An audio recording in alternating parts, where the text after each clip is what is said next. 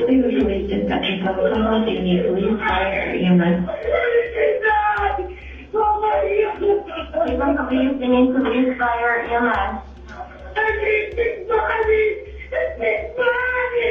What's your name? Crystal. What's your last name, Crystal?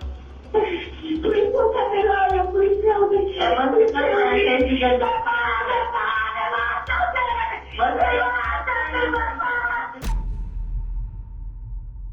The call you just heard was the beginning of a horrific story that unraveled only to break the hearts of its listeners. 32-year-old Crystal Candelario, a single mother from Ohio, made this call. In the early morning of June 16, 2023, Crystal was shaken to her wits when she saw her 16-month-old daughter, Jailyn, unresponsive in her playpen with a compromised appearance. A baby girl who had just turned white with shades of purple was collected by the police, along with a possibility of something gruesome residing under the scene. Jailyn had been resisting food and taking only milk, according to Crystal, but soon enough, something would turn this case upside down into an unheard-of act of horror. The case had more to its roots, but the mystery unfolding was about to hit investigators and everyone on a level beyond imagination. Unfortunately, this is one of the most tragic and unfortunate cases I've had in my career thus far. When we were first notified of this horrific case, we were all heartbroken. But when we started digging deeper into the investigation, it was beyond horrific.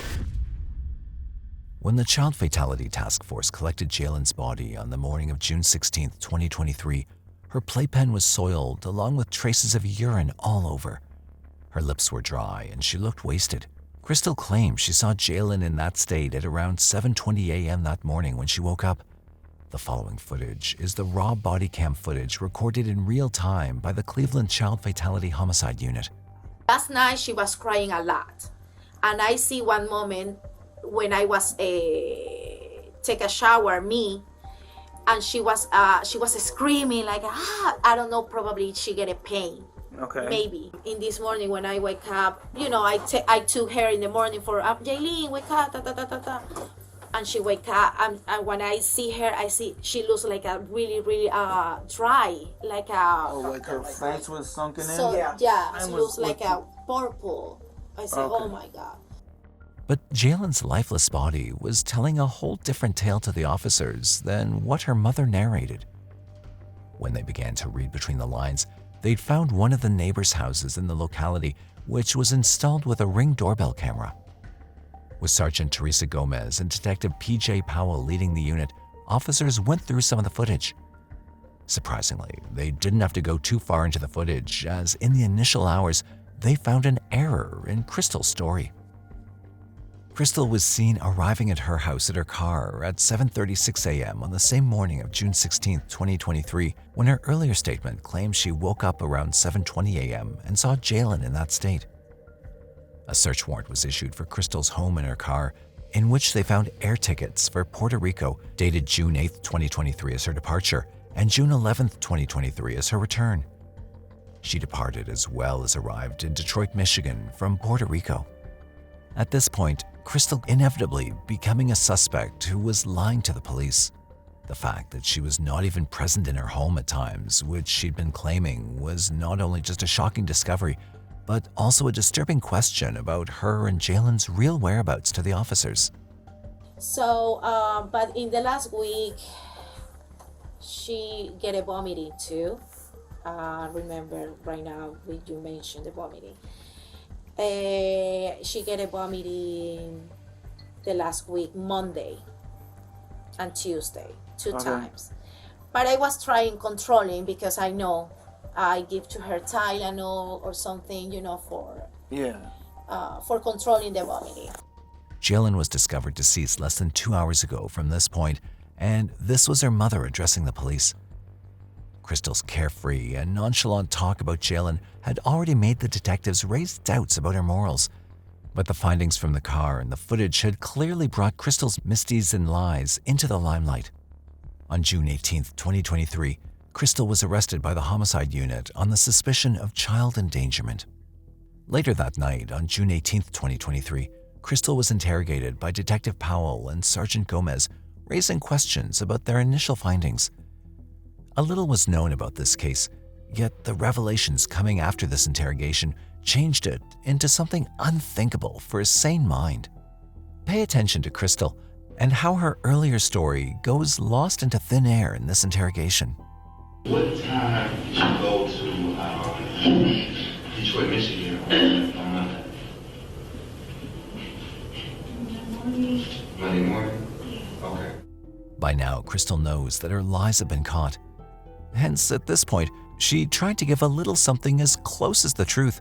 She agreed that she went to Detroit on Monday, June 11th, which is contrary to her claim of being at home with Jailyn.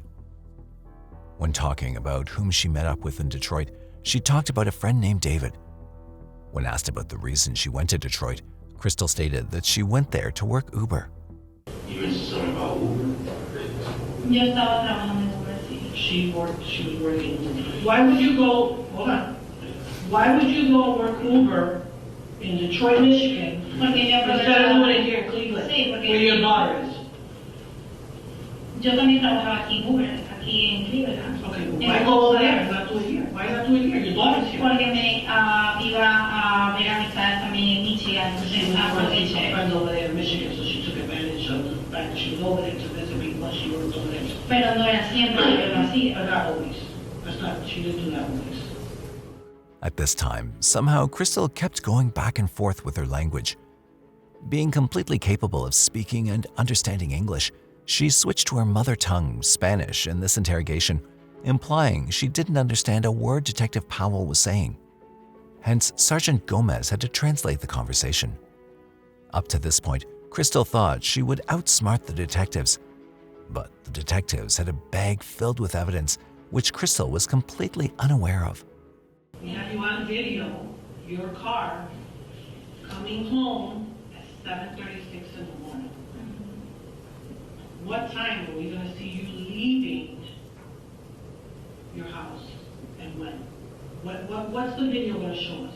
When we look at this video some more, I'm telling you to think about it really good because the video does not lie. What is the video going to show us? Is the video going to show us that you left your house on Friday? Because it's showing you coming back, but when is it showing you leaving? Because we're gonna look at the video and it's gonna show us and it's not gonna lie. Think about your answer. Crystal was bound to go silent after this revelation that police had her on the video. She kept conjuring up a plethora of stories for the detectives, but it was high time for the beans to be spilled. The investigating officers had gone through the staggering 648 hours of video footage captured by Ring doorbell surveillance cameras and more cameras in the locality. When they were done, their findings were enough to chill the nerves of anyone. Crystal was absent from Cleveland for not 4, not 5, but 10 whole days straight. She'd left her home on June 6, 2023 in the evening around 5:30 p.m. Later that day on June 6th at around 8:30 p.m., her car was spotted by a license plate camera in Detroit, Michigan. The truth about the heinous nature of this case horrified everyone involved from this point onwards. What had happened in that house on West 97th Street was a peak of tragedy. Jailyn, a baby of a mere 16 months of age, was left alone in a house for 10 days, lying helpless in her playpen, with maybe 1 or 2 bottles of milk lying around. The scene itself is unimaginable, but it was not an imaginary circumstance for Jailyn. She had endured that time alone, fighting the monsters of hunger, thirst, and above all, isolation. Officers discovered some scenes grisly enough to shake the wits were going through 600+ hours of the video footage. This clip was extracted from June 10, 2023, from around 1 a.m. to midnight. After Crystal left her alone, cries of Jailyn echoed through the streets after 3 days of being without any food and water. But sadly, this was just the beginning of pain for this baby.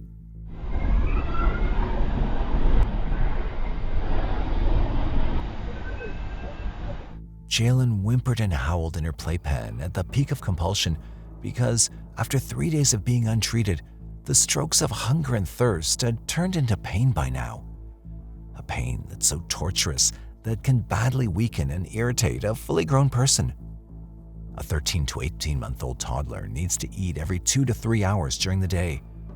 During 3 days of starvation, the brain gets 20% of energy from ketones, and this number increases to about 60% during prolonged starvation.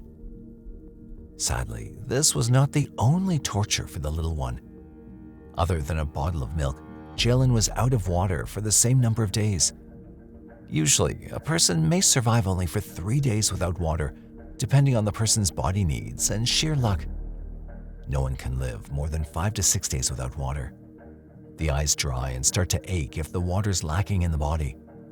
If someone continues to go on without drinking water, the organs, especially the brain, begin to shut down, leading to serious effects such as fainting, stroke, and eventually death.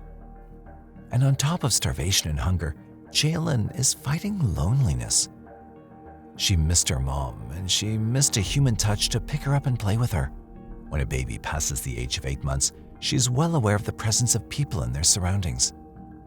The attention a baby gets from others deeply enhances mental health, and during these days, Jailyn's body had brought up a unique kind of stress and depression, as she did not see any signs of life around her.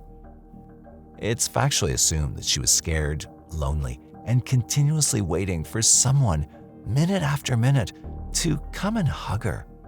Take into account that these facts are known for a grown person who knows the existence of pain, hunger, and thirst and can mentally fight them. A baby knows nothing of that sort. These biological conditions are observed through various medical research and real-life examples, but the effects of this situation on a toddler left on her own have never been seen or observed. When Crystal came back on the morning of June 16, 2023, she found Jailyn reduced to a lifeless, mannequin-like body. Realizing that baby Jailyn had died, she had called 911 in a panic. The way she confidently started building up stories, considering everyone would easily believe her, was deeply disturbing for everyone. Based on evidence found till now, Crystal was charged with child endangerment, aggravated murder, 2 counts of murder, and a felonious assault. However, one question still lingered. Why would a mother commit such a grisly act? Crystal, on this matter, believed she was innocent and did not commit a crime, as she was not in a sane state of mind when this happened. She claimed she was suffering from serious mental issues. Although the chances of her walking away free were near zero, a defense attorney was mandatory to have her side of the story be heard and try to mitigate her charges in the upcoming trials. Crystal Candelario was a 32-year-old single mother at this time. She moved from Ecuador to Cleveland, United States with her parents in 2016, probably around the time that she had her firstborn daughter, Amaya, with a different partner. Taking up her family profession of teaching like her father and grandfather, Crystal was employed as a substitute teacher at Citizens Leadership Academy, a local elementary charter school in Cleveland. In early 2021, Crystal met a man named Henry Garcia on Facebook. Henry belonged to Crystal's hometown, Ecuador. Both started liking each other and began dating online. However, to take things further, their meeting faced an obstacle as Henry could not come to the United States due to an unknown issue with his visa. Hence, in March of 2021, they planned a trip to the Dominican Republic to spend time together. After the trip, Crystal came back to Ohio and told Henry about her being pregnant. Henry agreed to have the baby, but still couldn't travel to the United States. As per the narrative, according to Crystal, Henry became physically abusive to her during the pregnancy, and their relationship ended. Crystal gave birth to Jailyn without her father on January 26, 2022, and since has been raising her with the babysitting and financial support of her parents. However, in early 2023, Crystal had cooped herself in her home, enduring a kind of financial and emotional stress on her mind. In February 2023, Crystal collapsed after taking a heavy dosage of 20 ibuprofen tablets all at once. Her mother found her lying still in the bedroom, and her whole side had gone numb. After being hospitalized, she was advised to control her anxiety as nothing serious was detected by the doctors. She was given antidepressants, which she took as per the prescription, but they didn't help her. Crystal stated that her headache and migraine had continued to trouble her. After getting the same antidepressant medication prescribed one more time, she abruptly terminated the course after she ran out of tablets a second time. While this was happening, the month of June had come around. On June 1st, 2023, Crystal's parents went on summer vacation, taking Amaya with them. Therefore, Crystal was alone in the house with Jailyn. From this point on, as the events were captured on camera, Crystal was first seen leaving her house on June 4th, 2023, and returning on June 6th, 2023. It was evident from the initial investigation that during these 2 days, she was in Taylor, Michigan, and a food receipt from a restaurant named Denny's was also found in her car. Then, on the evening of June 6th, she again went back to Michigan in the city of Detroit. One of the major truths yet to be uncovered was why Crystal went to Detroit and had departure and return tickets from Puerto Rico. In her interrogation, Crystal said she'd gone there to work for Uber and used it as a chance to meet one of her friends. This information was divulged when officers had not seen the camera footage yet. The gut-wrenching reality hit them like nothing ever before had when Crystal's latest activity was spotted on her social media handle.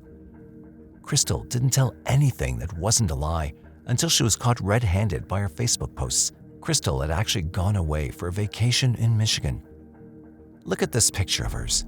It was posted on her Facebook 3 days before she left home, probably on the day Jailyn's cries were recorded back home on the camera. On one hand, Crystal defended herself using her unstable mental state, and on the other hand, she wrote the caption, "A life enjoyed is the only life lived." On June 8th, she traveled to San Juan, Puerto Rico with a date of hers. Spending her summer vacation on the island for 3 days, she came back to Michigan on June 11th and then traveled to Inglett, Michigan. There, she stayed with another man for 4 days before she finally headed home. Crystal came back from Michigan on the morning of June 16th, exactly 10 days after she left Jailyn alone. The first thing she did after realizing that Jailyn was gone was change her soiled clothes. She dressed her up in fresh clothes and called 911. Please release dispatch yourself. Come on, you need police, fire, EMS. Even police, they need police, fire, EMS.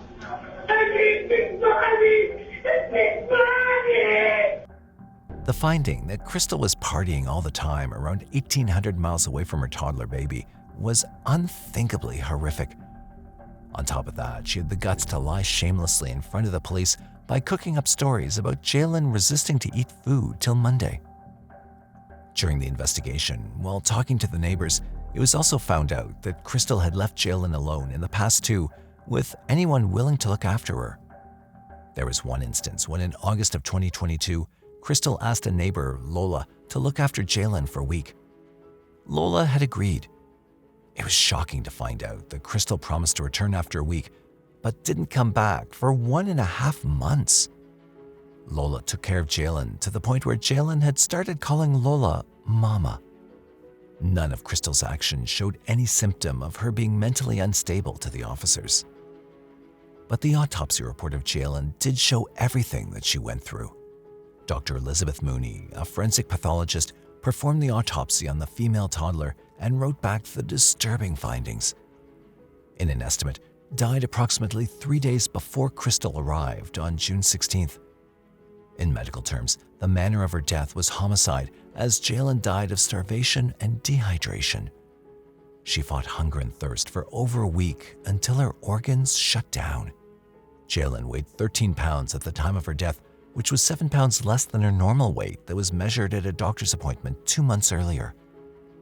As a result of Jailyn's natural desperation to feed herself, feces were found on her lips and inside her mouth as well. Finally, on February 22, 2024, Crystal pleaded guilty to aggravated murder and child endangerment. The one-day final trial took place on March 18, 2024, with prosecutor Anna Faraglia presenting the case. Just so the record is very clear, the state of Ohio has tried repeatedly to contact Jailyn's extended family, and absolutely no one has called the prosecutor's office, has returned a call from the prosecutor's office, has done nothing to acknowledge that Jailyn was even part of their family. So if people come in this morning, it's going to be on the side of Crystal Candelaria, because on the part of Jailyn, in addition to Dr. Mooney, who speaks for the dead through autopsy findings, Sergeant Teresa Gomez and Detective TJ Powell are going to speak to you. As you also look behind me, it is law enforcement, whether it be from Cleveland Homicide, from the FBI, from the district, from EMS. These are all the people that participated in this case, and that they are here to be the family for Jailyn Candelario, because her own family did not have the courage to call the prosecutor's office and ask what was going on with their case. They were more concerned with their own daughter. More than a trial, it was a strong and heavy goodbye to Jailyn. Everybody shared their heartfelt emotions about the horrific nature of the case and their anger towards Crystal. The whole of the homicide unit sat in favor of little baby Jailyn. None of the speakers could fight back tears when speaking about Jailyn. I was the lead detective investigator on this case, and I can honestly say, Your Honor, in my 17-year career as a Cleveland police officer, this by far is the most horrific case I've ever had to investigate. Now, I've been a detective for 10 years. I wrote a short poem, just something in commemoration of Jailyn's life. J is for the justice that'll be received today. A is for the angel wings she earned on that joyful day. I is for the incremental repetition, build-up of suspense for an innocent bystander's death that clearly makes no sense. L is for the lack of love while alone for 11 days. Y is for a young life that was taken away. N is for new eternal life Jailyn gained on that day. No child should ever have to die this way. Jailyn's life truly mattered. Unfortunately, she died trying to survive off of her own urine and fecal matter. Crystal's parents had attended the trial and supported their daughter. In a pre-prepared statement, Crystal's mother and father talked about Crystal's difficult phase of life when she had no sane understanding of her actions. In their statement, they requested to treat her actions like that of a mental patient. Defense attorney Smith had tried to mitigate the charges on Crystal, talking about her medication cutoff, which possibly contributed to her decision-making. Judge Brendan Sheehan, after listening to the prosecution and defense, spoke the final verdict before sentencing Crystal Candelario. I sat here, listened, and I'm looking in the back of this courtroom, and I think of Dr. Mooney's statements to me. Sergeant Detective Teresa Gomez and Detective Powell all called this one of the most horrific cases they've ever seen.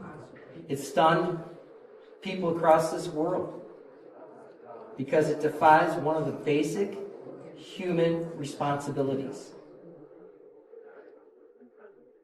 The bond between a mother and a child is one of the most purest and most sacred bonds between human beings. It's a relationship built on love, trust, and unwavering protection. Yet, in a shocking betrayal of this fundamental trust, you committed the ultimate act of betrayal. What I heard was the most gruesome death imaginable. Ms. Candelario, you know the responsibility of parenthood. The evidence that I've witnessed here before this court shows that this time you simply chose not to be here because you wanted to have fun. You decided you needed a vacation. You left your baby, Jailyn, trapped in a pack and play without food and water for 10 days. Instead, I see photos of you on a beach while your child was eating her own feces, an attempt to survive, but didn't look like you were too concerned about your child. When you got home, you knew enough to start lying. You concocted story after story, trying to hide what you did.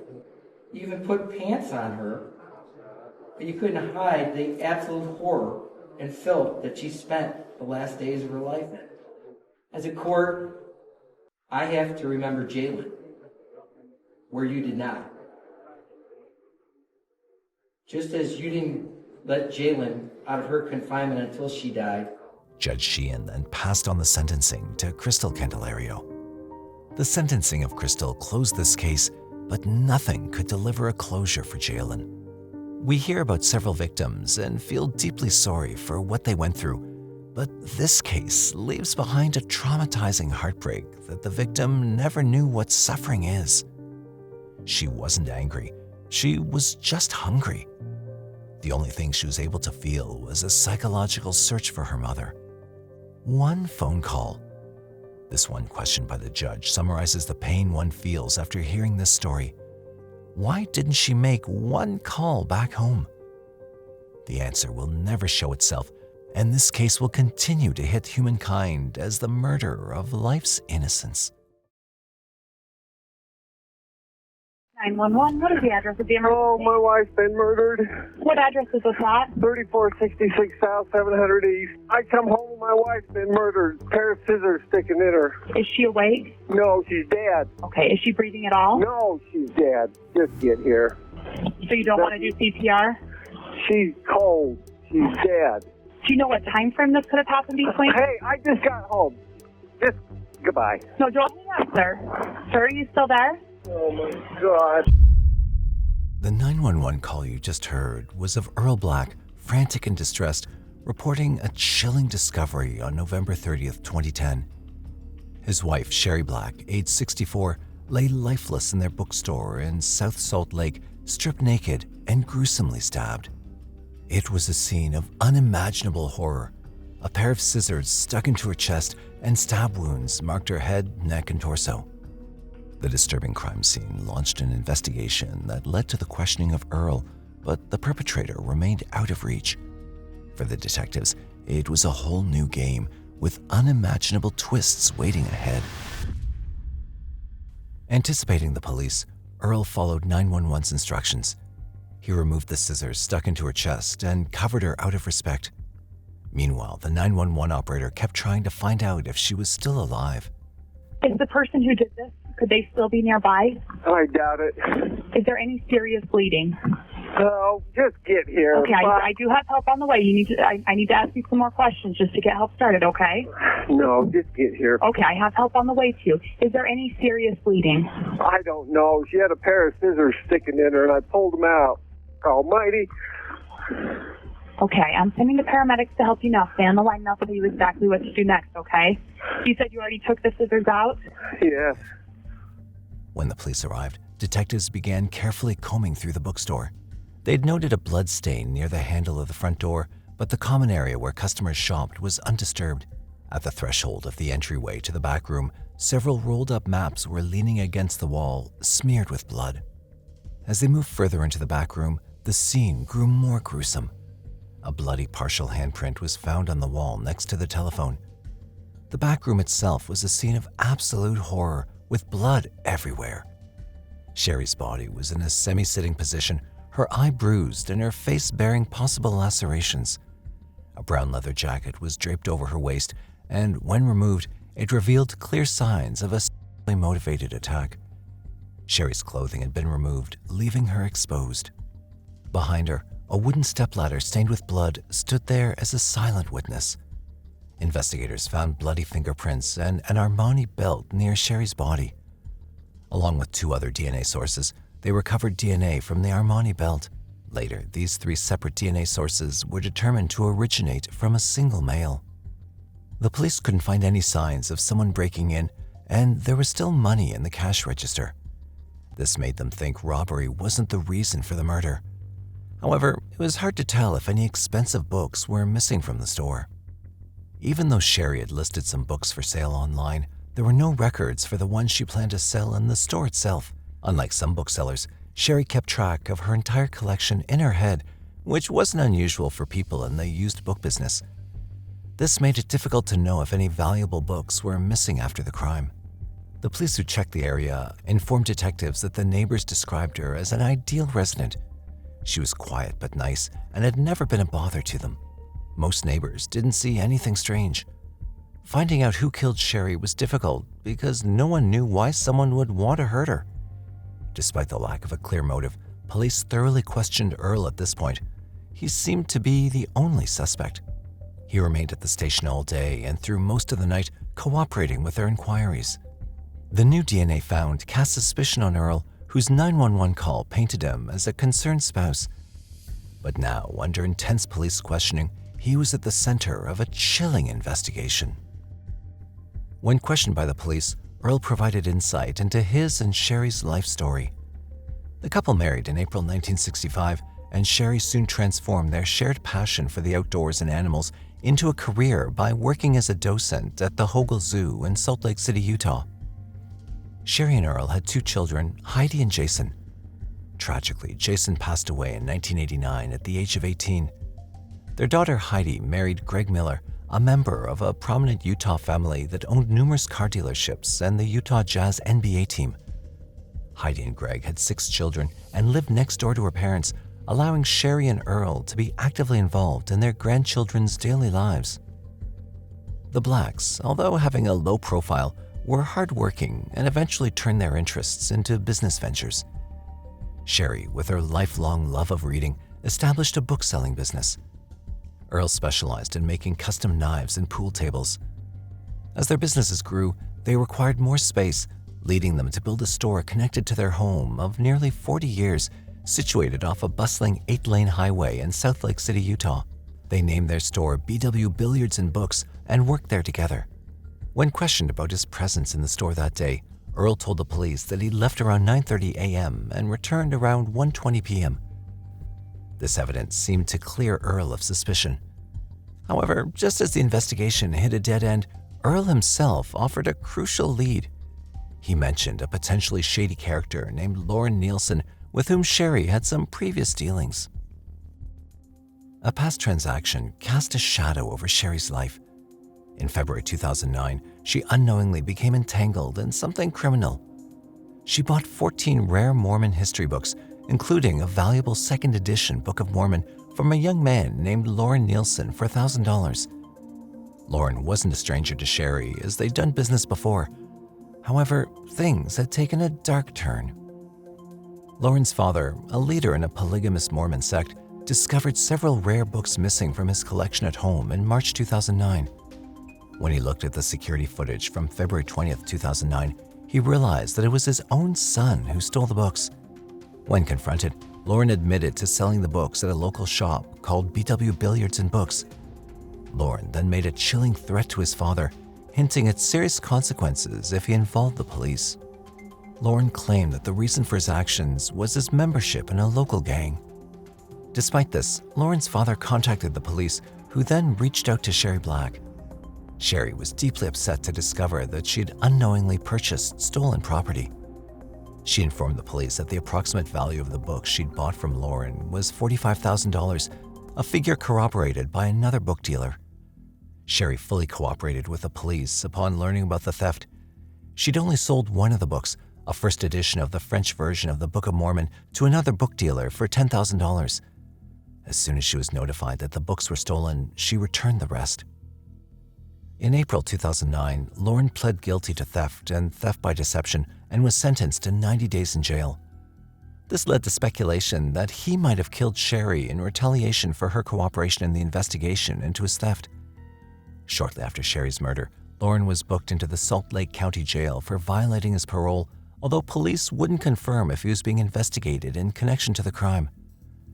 However, upon learning about Lauren's involvement, the police realized that understanding Sherry's past was crucial to further investigating the case. Sherry Casey Black was born in Provo, Utah on October 14, 1946, to Milton Casey Casey and the late Verda Parkwright. Growing up in Orem, her passion for books blossomed during her time at Orem High School. Her parents owned a bowling alley, and Sherry developed a love for bowling at a young age and took part in competitive leagues.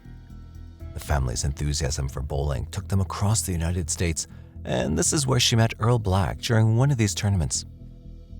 Sherry had been in the book-selling business for about a decade before her tragic death on November 30th, 2010.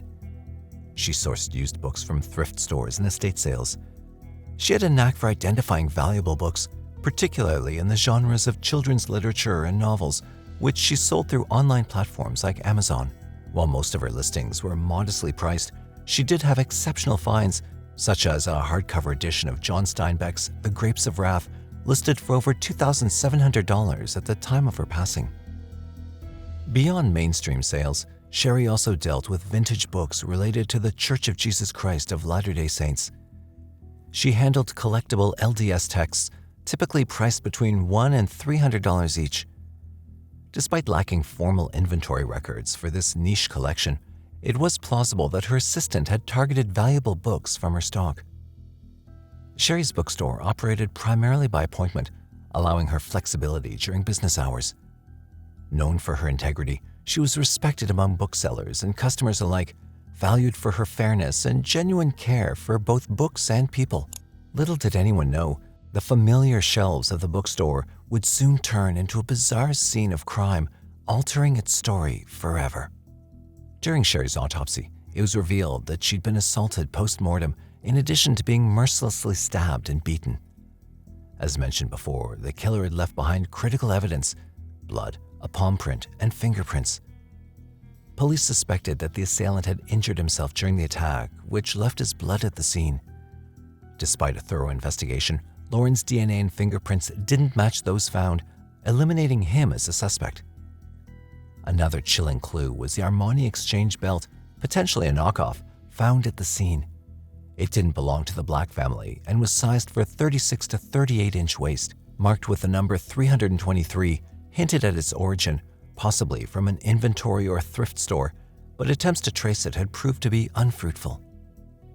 Devastated by Sherry's death, Earl Black and their family took proactive steps to seek justice and honor her memory. They founded the Sherry Black Foundation, aimed at educating law enforcement on advanced forensic methods. Maintaining a dedicated website and using billboards, they appealed for tips, offering a substantial $250,000 reward for information leading to the killer. Despite having the killer's DNA, authorities found no match in the FBI's database. As years passed without identifying a suspect, they turned to innovative DNA techniques supported by the Black family. However, despite their efforts, the case eventually went cold, yielding no results. Stuck in a dead end for 7 long years, the Sherry murder investigation got a boost in 2017. South Salt Lake Police reached out to Parabon Nanolabs in Virginia, hoping to develop a profile of the suspect based on DNA evidence left at the crime scene. Here's the twist. Parabon used a technique called phenotyping, which analyzes genetic information to predict a person's physical appearance and ancestry. This includes things like skin color, hair color, eye color, and even facial features, all based on probability. Researchers created 3 age-progressed images of the suspect based on DNA evidence. These snapshot composites showed what the perpetrator might have looked like at age 25, 38, and 52 years old. The police department released these images at a press conference on November 30th, 2017, the 7th anniversary of Sherry's murder. This effort did generate leads, but they unfortunately didn't lead to an identification. While the South Salt Lake Police Department spearheaded the investigation initially, Detective Ben Pender of the Unified Police Department, UPD, took charge in 2018. In subsequent years, investigators turned to genetic genealogy to make progress in Sherry's case. This allowed them to successfully narrow down their suspect pool to a specific family in Sacramento. Investigators subsequently contacted a family member named Joseph DeBurrow and collected details about their family lineage. This eventually led to the identification of a potential suspect. The suspect came under surveillance, and law enforcement discreetly obtained his DNA on October 7, 2020. Officers observed him at a fast food restaurant parking lot where he consumed food and coffee. They patiently waited for him to discard his coffee cup, from which they extracted a DNA sample. This sample was then submitted to the Utah Bureau of Forensic Services. Anticipation hung heavy in the air. With DeBurrow's DNA in their hands, the detectives held the chilling possibility of finally laying Sherry's soul to rest, or unearthing a truth more terrifying than they could ever imagine. On October 8th, authorities had finally gotten their hands on the results they'd been waiting for all these years. They confirmed that the DNA obtained directly from the suspect matched the DNA found at the crime scene. On October 10, 2020, just 2 weeks before the 10th anniversary of Sherry's murder, law enforcement arrested the suspect in a Walmart parking lot. Publicly identified as 29-year-old Adam DeBurrow from Orem, Utah, he was swiftly charged with the crime and brought in for questioning. So it's Adam, that's right? Yes. And then do you have a middle initial or name? Antonio Spencer. Okay. When DeBurrow was brought in for interrogation, he appeared to be quite calm, even though one of his hands was cuffed. He sat in a relaxed position and answered the detective. You have a relationship, and we talked a little bit about your adopted parents, and you asked me about your father. Do you have a relationship with those parents anymore? I do, yes. Do you? Yeah. Okay. I mean, you know, we parents and kids, and of course, sure. I have a different personality than them, so we butt heads a lot, but I do care for them. Once the detective had a slight understanding of Adam's interests, he asked Adam the critical question. You have any idea why you're here today, Adam? Pretty solid idea. Okay. The reason you're here today is you're here because of the Sherry Black case. We don't have you here because we're wondering if you did it or not. I know you did it, okay? Adam DeBurrow would have been 19 years old when he committed the murder of Sherry in late November 2010. During this time, he lived with his biological mother less than a mile from Sherry's home and store. Listen, I know about your past a little bit. I know about your juvenile history. I know you had a very difficult upbringing, I believe, and maybe I'm wrong, but what I could see, it seems to me that you've kind of had a tough time in your juvenile years, and as you got older, you clearly have matured and you've changed your ways. The detective made him feel seen and heard by acknowledging DeBurrow's past and showing a genuine interest in understanding his life. By recognizing that he's now a changed man, the detective extended a form of validation, making him more willing to speak honestly about his past actions. DeBurrow sat there in the same position, quietly listening and observing. This could also reflect internal conflict. He may have been struggling with feelings of guilt, fear, or shame. But he could have also likely deliberated on the best response, whether to cooperate fully, partially, or continue to deny involvement. After quietly listening and observing, DeBurrow finally began to speak. When you guys stopped me today, I knew. I mean, I haven't done anything else in my life. But I definitely felt some relief, which sounds odd. I mean, if it's hurt so much for years, why not just come forward, right? But it's just been one of those things where it's like, I have so many people in my life now that I just didn't want to. That's so selfish. As he began to cry, the detective drew his chair closer. This gesture not only validated his emotions, but also encouraged him to share more openly. Following this, DeBurrow recounted what had transpired on the day of the murder without any prompting from the detectives. I went into that store, and I had no intention at all to do anything. This is a bookstore. I love books. It'd been a rough week. I remember that. I was being told I wasn't making the progress that they wanted to see. My mom was super stressed out. She was afraid that I was just going to be another number in the system again. DeBurrow spoke about his mother calling him just another number in jail because of his crimes as a juvenile. His criminal history traced back to his teenage years, including a conviction at 14 for attempted rape and aggravated assault in Davis County Juvenile Court.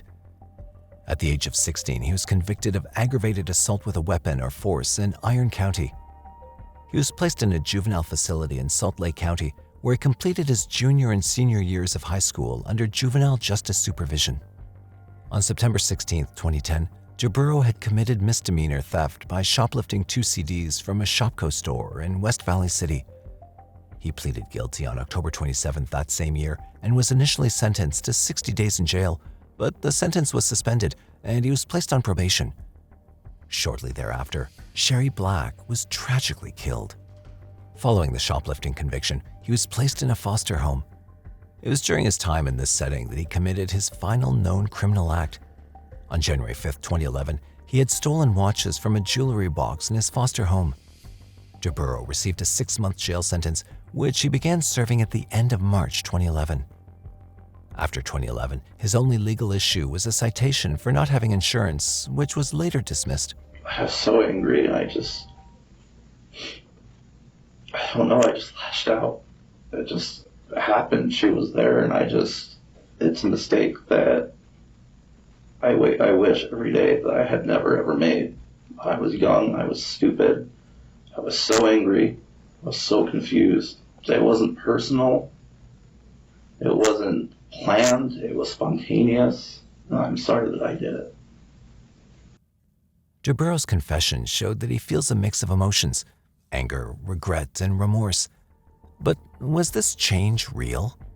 And when assessing someone's current character, how much should their past actions be considered? Draper then tells them that he'd just gotten off the bus that morning, ready for his therapy session. However, since he had plenty of time, he decided to linger a bit in the bookstore. It was shocking how Draper could be so honest about having hit her several times. After this, the detective also asked him about his travel details in the bookstore, making sure Draper wasn't bluffing. After this, he discussed a key piece of evidence found at the scene. In the news, there was a report that you found my belt, and I was like, I don't remember ever taking off my belt, but here we are. Was that your belt? I don't remember taking off any belt, but you guys said that you found a belt at the scene, so I've always just kind of been like... I'm sure you've seen the belt on the news and all over. Is that your belt? No, I wore studded belts. It was a phase. So you don't think that was your belt? I don't think it was, no. The kind of belts I wear are the kind I'm wearing now, and then back then studded belts. Okay. Is there a reason why your DNA would be on that belt? I touched it at one point, honestly, but I don't remember. He claimed that the belt might not have been his. He then proceeded to explain more about the incident with Sherry. The detective tried to lead Draper into discussing the assault, but he declined to provide a response, suggesting potential discomfort or reluctance to discuss that specific detail. But the detectives wanted him to break, so they tried to gain his trust by acknowledging and validating his traumatic childhood. Well, but I think there's some explanations why you were that person back then. And unfortunately, I think you were raised in, sounds like maybe a single-family home to begin with your mother, which is always challenging for anybody. And it sounds like she kind of had some of her issues as well. And unfortunately, you were probably exposed to some of those folks that probably weren't the very best influence on you. And then, as we talked about earlier, you got adopted, and you get into that situation, and then there's problems there too. Draper's troubled upbringing and anger issues were attributed to his difficult childhood, marked by experiences no child should endure. This included issues related to his adoptive father, Joseph Draper, who faced charges of child pornography and child abuse in 2002. Joseph served time in federal and state prisons following his convictions. During the interrogation, the detectives tried to provoke an emotional response by introducing Draper's sister's story. Draper stood at a crossroads, the weight of the unanswered question about that morning at the bookstore pressing down on him. This wasn't just about revealing a secret anymore. It was about shaping his fate and the entire trajectory of the investigation. Throughout the entire interrogation, the detective was supportive and gave him space to reveal his deepest secrets, even in the last clip where he placed his hand on Draper's thigh and reassured him that those actions were in the past. Despite this emotional connection, Draper still did not confess to assaulting her.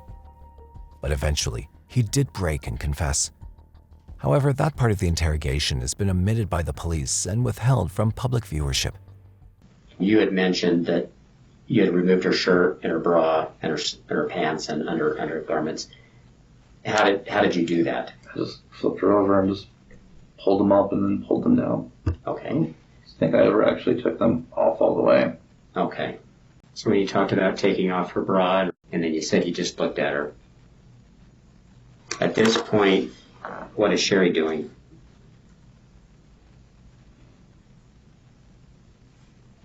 Sherry's dead. She's dead. Draper ended the interrogation by confessing and shedding tears, expressing how his actions had devastated a family. I don't see myself as a monster, but a good person would have turned themselves in, honestly. Jaiburo admitted to the murder of Sherry.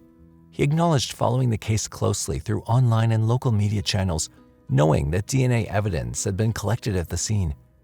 He was even active on social media. On November 30th, 2012, the second anniversary of Sherry's death, Jaiburo had posted a cartoon depicting a man holding a bloody saw with the caption, "Don't upset me, I'm running out of places to hide the bodies." Other social media posts revealed his ongoing struggles with past traumas and a strained relationship with his adoptive father. Using the name Jace Ranting on Facebook between 2012 and 2013, he'd frequently shared posts expressing anger and emotional pain. In an October 2012 post, he reflected on how his time in jail intensified his feelings of anger. Jaiburo formally pleaded guilty to aggravated murder in 3rd District Court on October 4, 2021. His sentencing hearing took place on February 23, 2022. During the hearing, Jaiburo's defense team requested a sentence of 25 years to life in prison, leaving open the possibility of parole in the future. They argued that he'd cooperated by pleading guilty and highlighted his troubled upbringing as a contributing factor to his actions. While acknowledging these factors did not excuse his crime, they urged the court to consider them in sentencing. Members of Sherry's family addressed the court, sharing stories of Sherry's life and expressing the profound impact of her loss over the past 11 years. They passionately advocated for Jaiburo to receive a life sentence without the chance of parole, fearing the prospect of him being released and potentially harming others in the future. 3rd District Judge Randall Scanchi expressed sorrow for the loss of Sherry's life and noted Jaiburo's lack of a support system, but also emphasized the gravity of the crime, describing it as both heinous and impulsive. Ultimately, Judge Scanchi sentenced Jaiburo to life in prison without the possibility of parole. In the end, Sherry Black finally received justice, bringing closure to a case where a kind, elderly woman was tragically killed for the most bizarre reason. In the end, Sherry Black's family found closure with Jaiburo's life sentence without parole. This ensured he could never harm anyone else, offering comfort after over a decade of pain.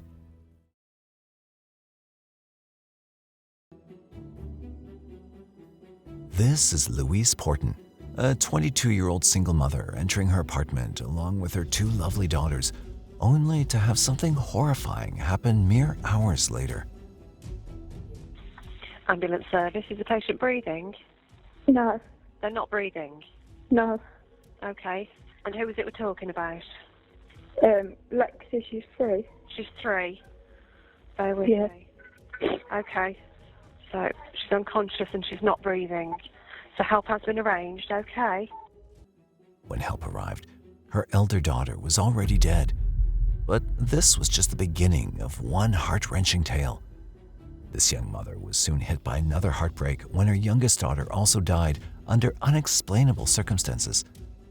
However, when the investigation unfolded the mystery of the case, many dark secrets became unraveled. Even when the mystery was finally solved, everyone had a tough time wrapping their heads around the chilling truth. On February 1st, 2018, around 10:30 p.m., UK's alternative medical line for non-life-threatening emergencies, 111, received a call from a worried mother, Louise Porton.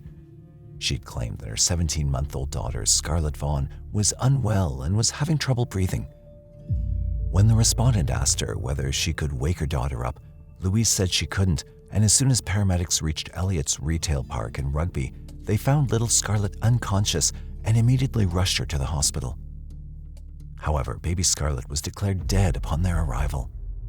Scarlett's cause of death was unexplainable at the moment, and when her mother was questioned, Louise claimed that her daughter had been diagnosed with the flu.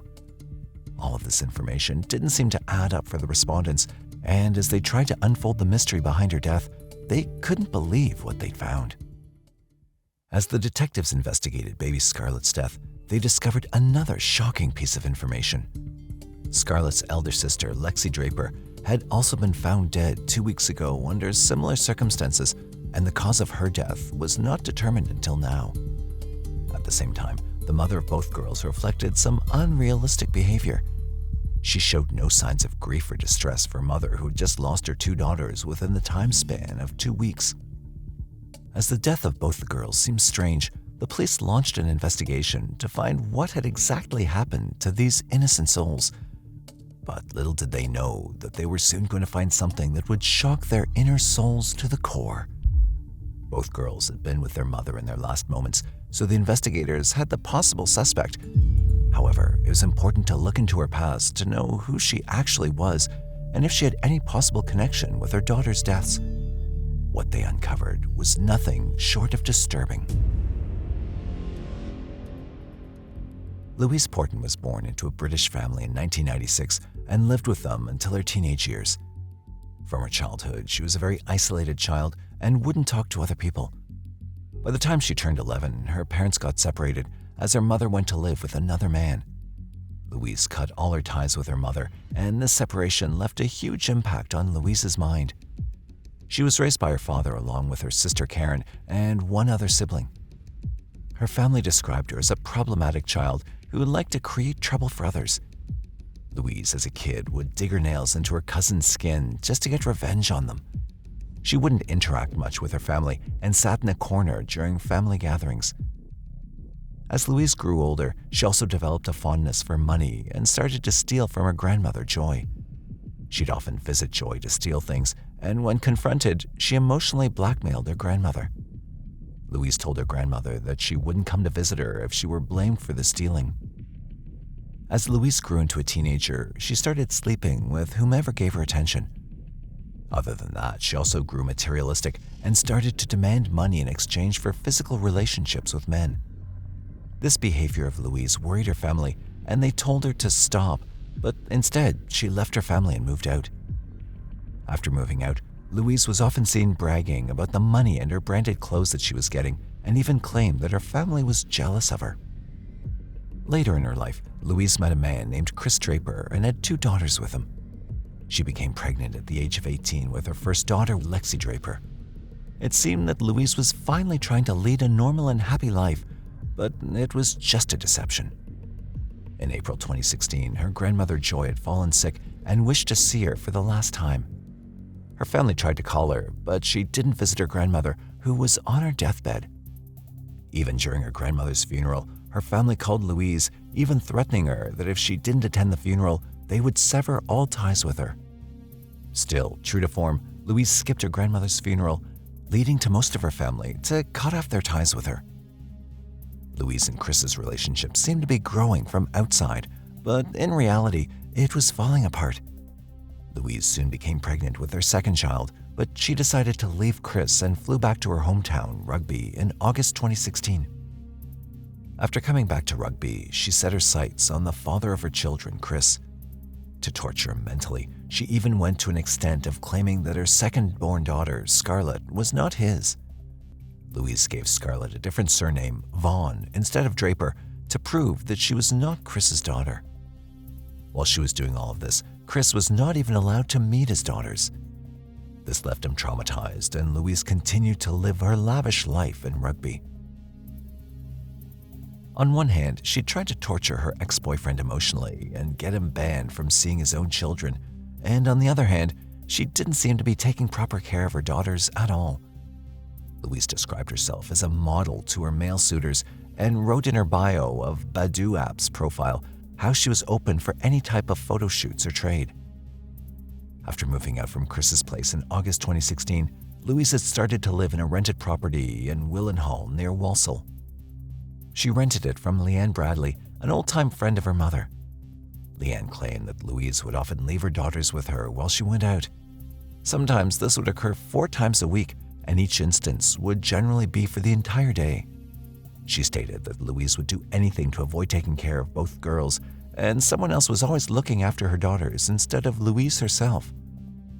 While she continued to go out with men and live her life in her own terms, she would sometimes lose her temper on her daughters.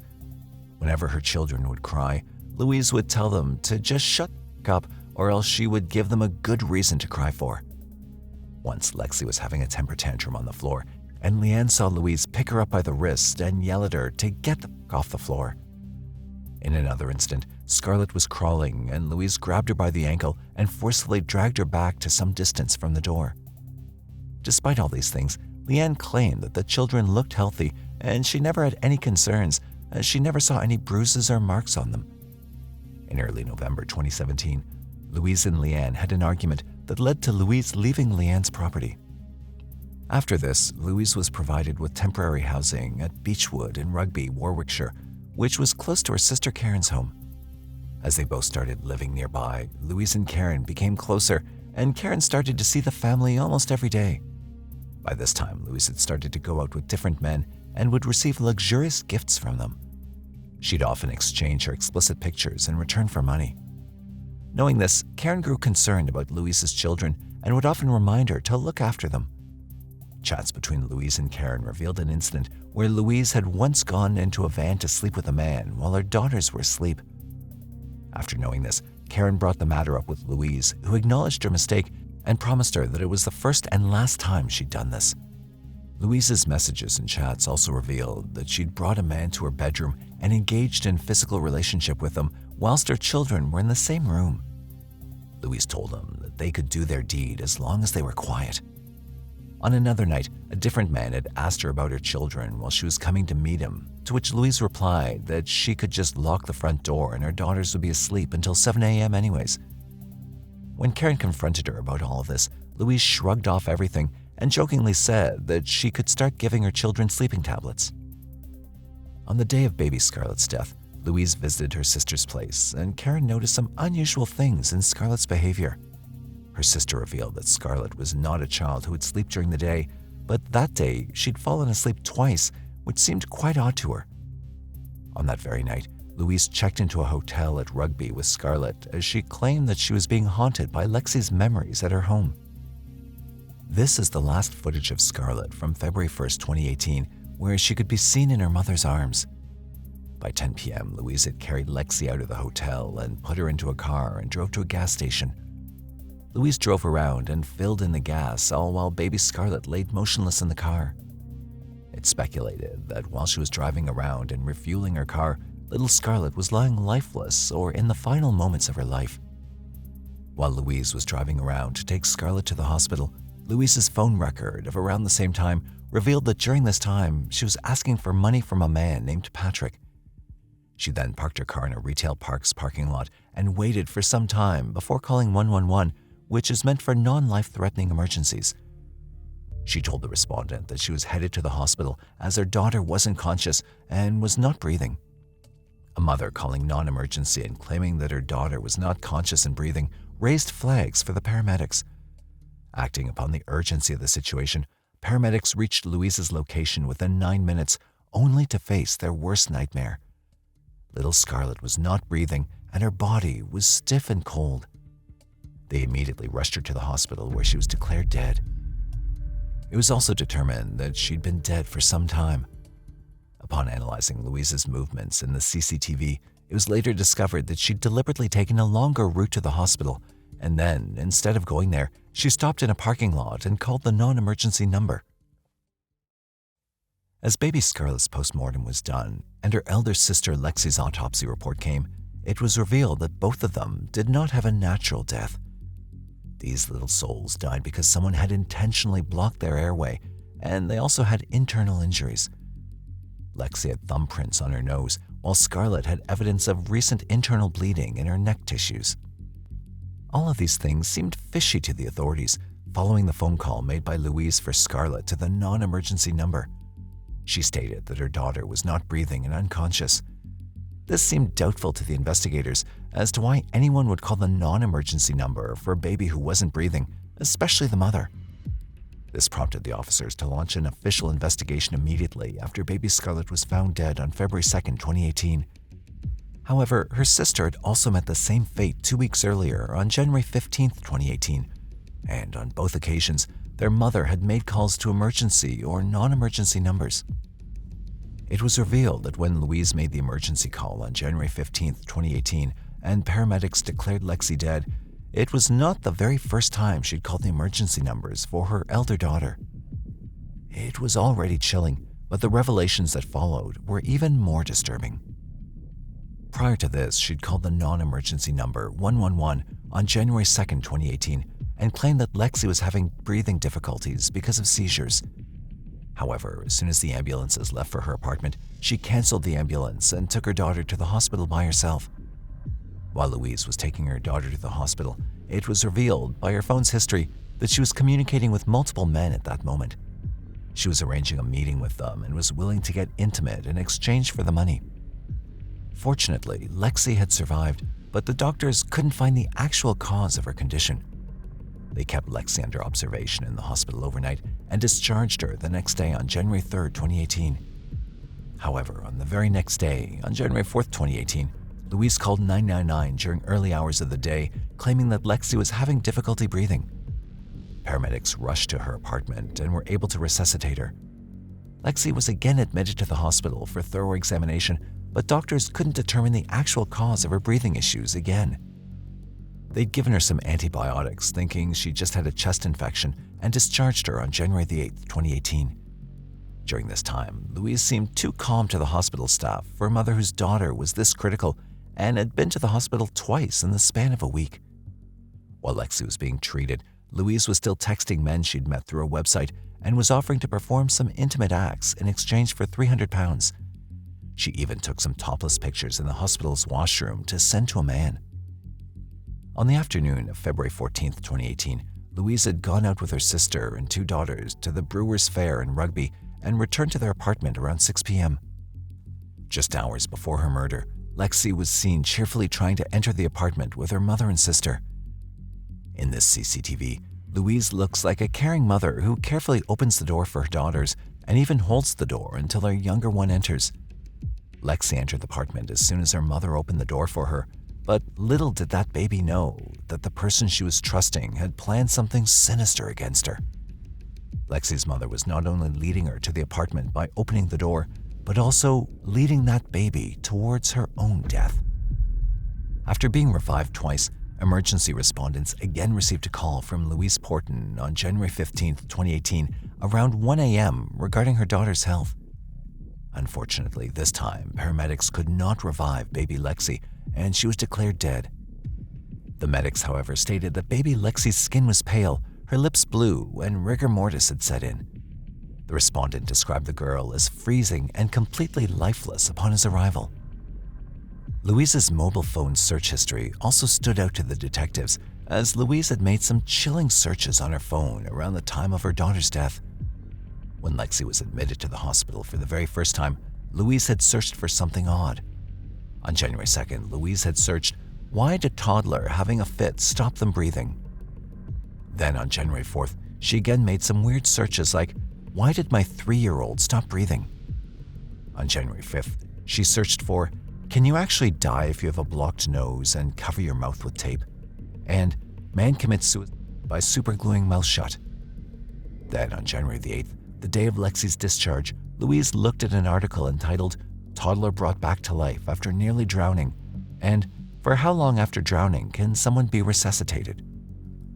Investigators also discovered that on January 14th, around 11 p.m., just hours before little Lexi's death, Louise had searched for how long it took a dead body to go cold up to the shoulder. Is it true you shit yourself when you die?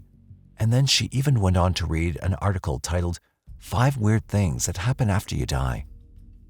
About an hour and a half later, she called the emergency number. It was speculated that she deliberately delayed calling the emergency number. Her cell phone records also revealed that she texted one of her friends, "One down, another one to go," on her way to the hospital with Lexi. The horror didn't end there. On the very next day of Lexi's death, Louise arranged a date for herself with a man and accepted 41 requests on the dating website. She was even seen laughing and yawning at the funeral parlor, and the manager also reported that she was on FaceTime the whole time. After all the evidence indicating that it was Louise who had tried to kill Lexi and Scarlett, she was arrested on March 18, 2018. It was determined that she didn't have any criminal history other than being charged with wasting police time when she was a teenager. However, due to insufficient evidence, she was released later on in March 2018. In a strange post in June 2018, Louise posted both girls' clothes out for sale, which clearly showed how Louise had no remorse for both her daughters' deaths. In November 2018, she posted an RIP post on Facebook for her daughters, for which she faced severe backlash. In January 2019, 1 year after the departure of those precious souls, Louise was arrested again. This time, the investigators had all the evidence against her, and she was charged with 2 counts of murder for the deaths of her daughters. Louise's trial started in July 2019 at Birmingham Crown Court, and she pleaded not guilty. She claimed that she does not remember anything about how her daughters died and that she loved them. She even claimed that her daughters never hindered her lifestyle, but her actions stated otherwise. Throughout the whole investigation, Louise never showed any real signs of emotion. To protect Louise, the defense argued by giving the reason for her mental state, but she was concluded to be mentally fit by the experts. A jury of 10 men and 2 women found her guilty for the murders of her daughters. Finally, on August 2, 2019, Judge Justice Amanda Yip sentenced Louise Porton to life imprisonment with a minimum of 32 years in prison. She would remain at HM Prison Folkestone Hall, Derbyshire, until the age of 50. On September 3, 2019, after more than a year and a half after their murder, Lexi Draper and Scarlett Vaughan finally went on their last ride arranged by their father, Chris Draper. Both girls were laid to rest in the West Midlands in the UK. He arranged a horse-drawn carriage for ferrying the girls' tiny coffins to the cemetery and bid his lovely daughters goodbye. The horses were draped in purple, while their tiny white coffins were covered in wreaths. He even took it to his social media and posted that he would always miss his daughters and that he has got their backs. Chris stated that his only comfort was that his daughters were now together. To date, he regrets that only if he had been allowed to live with them, both of his daughters would have been alive today. While Louise snatched his beloved daughters from him, one more life was taken away because of her. It was the life of her own mother. Louise's mother, Sharon Porton, who tried to support her daughter throughout, committed suicide in September 2020. She was found dead at her home in Willenhall, Walsall, and everyone believed that she took her life after being tormented by her daughter and the murders of her grandchildren. In her Facebook post, Sharon expressed how hurt she was because of her daughter. She addressed Louise as Lou and stated that she'd always supported Louise, but in return, her daughter had hit her and abused her. Sharon expressed how she was more hurt emotionally than physically. After that, she cut all ties with her daughter and grieved for her grandchildren. As Louise remained behind bars for taking 2 precious little souls from this world, others also had to suffer because of her actions. A father forever lost the chance to see his daughters grow and smile again, and a mother had to bear consequences for supporting her daughter. Louise's mother, Sharon Porton, who went to every extent to support her daughter, tragically took her own life after being accused of supporting and raising a monster. Her death showed how deeply hurt she was by her daughter's actions and both her granddaughters' deaths. This case also sparked debate about child welfare and the responsibilities of parenthood, shedding light on how tragedies such as this case could be prevented if the right decision and action are taken on time. Meanwhile, Lexi and Scarlett's story continues to resonate as a symbol of innocence lost, and those 2 little babies would always be remembered as cheerful and happy souls. May they forever rest in peace.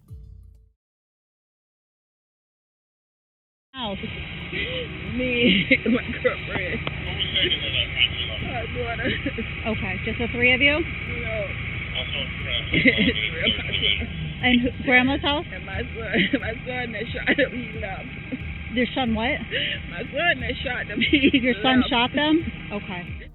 The woman you just saw is Robin Denson, terrified beyond her senses after narrowly escaping death, unlike 2 of her family members who weren't so fortunate. Okay, and you Yeah, and I ran. I know if I ain't ran, he would have shot me too. On December 28, 2017, West Palm Beach police responded to multiple 911 calls reporting gunfire. When the detectives arrived, they found 11-year-old Kyra Inglett wounded and unconscious on the sidewalk leading to the house. Inside, they discovered her mother, 36-year-old Kaladaa Crowell, shot dead. The tragedy was even more disturbing for Robin because she just witnessed her own son, Marlon Joseph, commit this horrific crime. That's a lie. Why did your son shoot them, ma'am? I'm talking to the police, Eddie. I see you when you call. Did you see him shoot them? No, I was outside talking to my youngest son. Okay. By the time police arrived, Marlon was long gone, triggering a nationwide manhunt. However, what detectives uncovered about the motive behind this heinous crime left them shocked. Oh my God, dude. Okay. The first responders found Kyra on the sidewalk leading up to the front porch, unconscious and barely breathing, covered in blood. Well, no. She's breathing. She's still moving. She was just moving. She was immediately rushed to the hospital, her life hanging in the balance. Inside the home, Kaladaa's lifeless body lay between the living room and dining room areas. Unlike her daughter, she showed no signs of life. She'd sustained multiple gunshot wounds to various parts of her body: the back of her right hand, belly, left calf, chest, back of her head, and forehead. The final bullet shattered her skull and damaged her brain. The home bore the clear signs of a struggle. Large bloodstains marked the sidewalk and interior, testifying to the horror that had taken place. One window was broken. 5 spent cartridge casings were found outside the home and 4 more inside, all fired from the same gun. However, the firearm was not found. The officers had already grasped the severity of the violence, but they were about to discover just how twisted the incident truly was. While some officers cordoned off the area and examined the crime scenes, one officer approached Robin Denson. She stood just outside the house, visibly shaken, having just experienced one of the worst days of her life. Why did your son shoot them, ma'am? I'm talking to the police, Eddie, and I see you when you called. Did you see him shoot them? No, I was outside talking to my youngest son. Okay, and you Yeah, and I ran. I know if I ain't ran, he would have shot me too. He was trying to shoot you also? Yeah, he was outside. He was looking for me. What's he driving? He's driving, her Toyota Camry is gray with tinted windows. Gray Toyota Camry? It's a 2012. She has a Bethune Company tag on it. Was anyone else in the car? Jay took her keys and he just left. What year was the car? 2012. All right. And it was, whose car is this? Kaladaa. And that's your girlfriend? Yes. Giving details about her blended family, Robin began to describe their home situation. It was the beginning of 2017, and Robin was living with her girlfriend, Kaladaa Crowell. Also residing in the house were Kaladaa's daughter, Kyra, Robin's goddaughter, Jashima Tarver, and Robin's 2 sons, Patrick and Cordarius Joseph. In February 2017, Robin's eldest son, Marlon Joseph, moved in with his own daughter, Kamari Canty. The living situation was far from ideal, but they managed until Marlon began losing his temper. Kyra and Kamari, aged 11 and 8 respectively, often got into typical childhood squabbles. While most saw these as harmless play fights, Marlon took them very seriously and made his displeasure known. Towards the end of 2017, his frustration began to escalate. On December 23, 2017, just 2 days before Christmas, Marlon yelled at his mother, insisting that Kyra needed to stop bothering Kamari.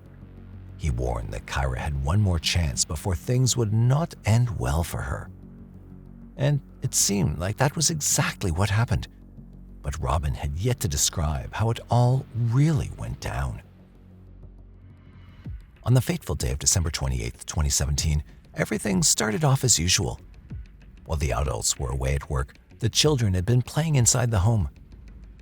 At some point, Kamari had asked Kyra and Jashima to sit on her back to relieve some pain. After a while, Kamari became uncomfortable and had asked them to get off, saying they were hurting her. However, Kyra struggled to get off Kamari, which had led to another altercation between the two. Frustrated, Kamari had texted her father Marlon to vent her feelings, which enraged him. Meanwhile, Kyra also initiated a text conversation from her mother's phone to discuss the incident, but accidentally added Marlon instead of Jashima to the message chain. Marlon, thinking Kyra's mother Kaladaa was texting, became even more enraged. It had been the last straw for him. By the time Marlon arrived home, the conflict between the girls had settled and they were playing together. Despite this, Marlon had remained angry and decided to address the issue in his own disturbing manner. Later in the day, Robin was picked up after work by her two sons, Patrick and Paris, the latter of whom didn't live with them but visited occasionally. They'd returned home after doing some grocery shopping. Marlon had initially been acting completely normal, helping to bring in the groceries before retreating to his room to read his Bible, a strange choice given the unthinkable act he was planning to do next. Meanwhile, Kamari, Kyra, and Jashima were hanging out on the couch in the living room, while Kaladaa was occupied folding clothes in another room. Shortly after Robin returned home, Marlon approached her to discuss the earlier fight between Kamari and Kyra and the text messages sent from Kalada's phone. He'd also been using explicit language, which Robin didn't want the kids to hear. So she ended the conversation with Marlon and walked out to the porch where Paris and Cordarius were. She had taken Cordarius aside, and they had moved to the sidewalk in front of the home, while Paris had remained on the porch. Inside the house, Jashima had gone to take a shower. Moments later, she heard Marlon and Kaladaa arguing. Marlon accused Kaladaa of not intervening when Kyra mistreated Kamari, questioning why Kyra was being mean to his daughter when Kamari had done nothing wrong. Suddenly, Jashima heard 3 loud bangs. Kaladaa had been screaming and crying for someone to call 911. Then there was another bang. Jashima rushed out of the bathroom and saw blood all over the floor, with Kaladaa lying face down on the ground. She and Kamari had hurried into Kyra's room and hid under the bed where Kamari had used Marlon's phone to call 911. But the nightmare was far from over. Marlon had already killed Kaladaa by then, but he was still not done. He chased the Kyra outside.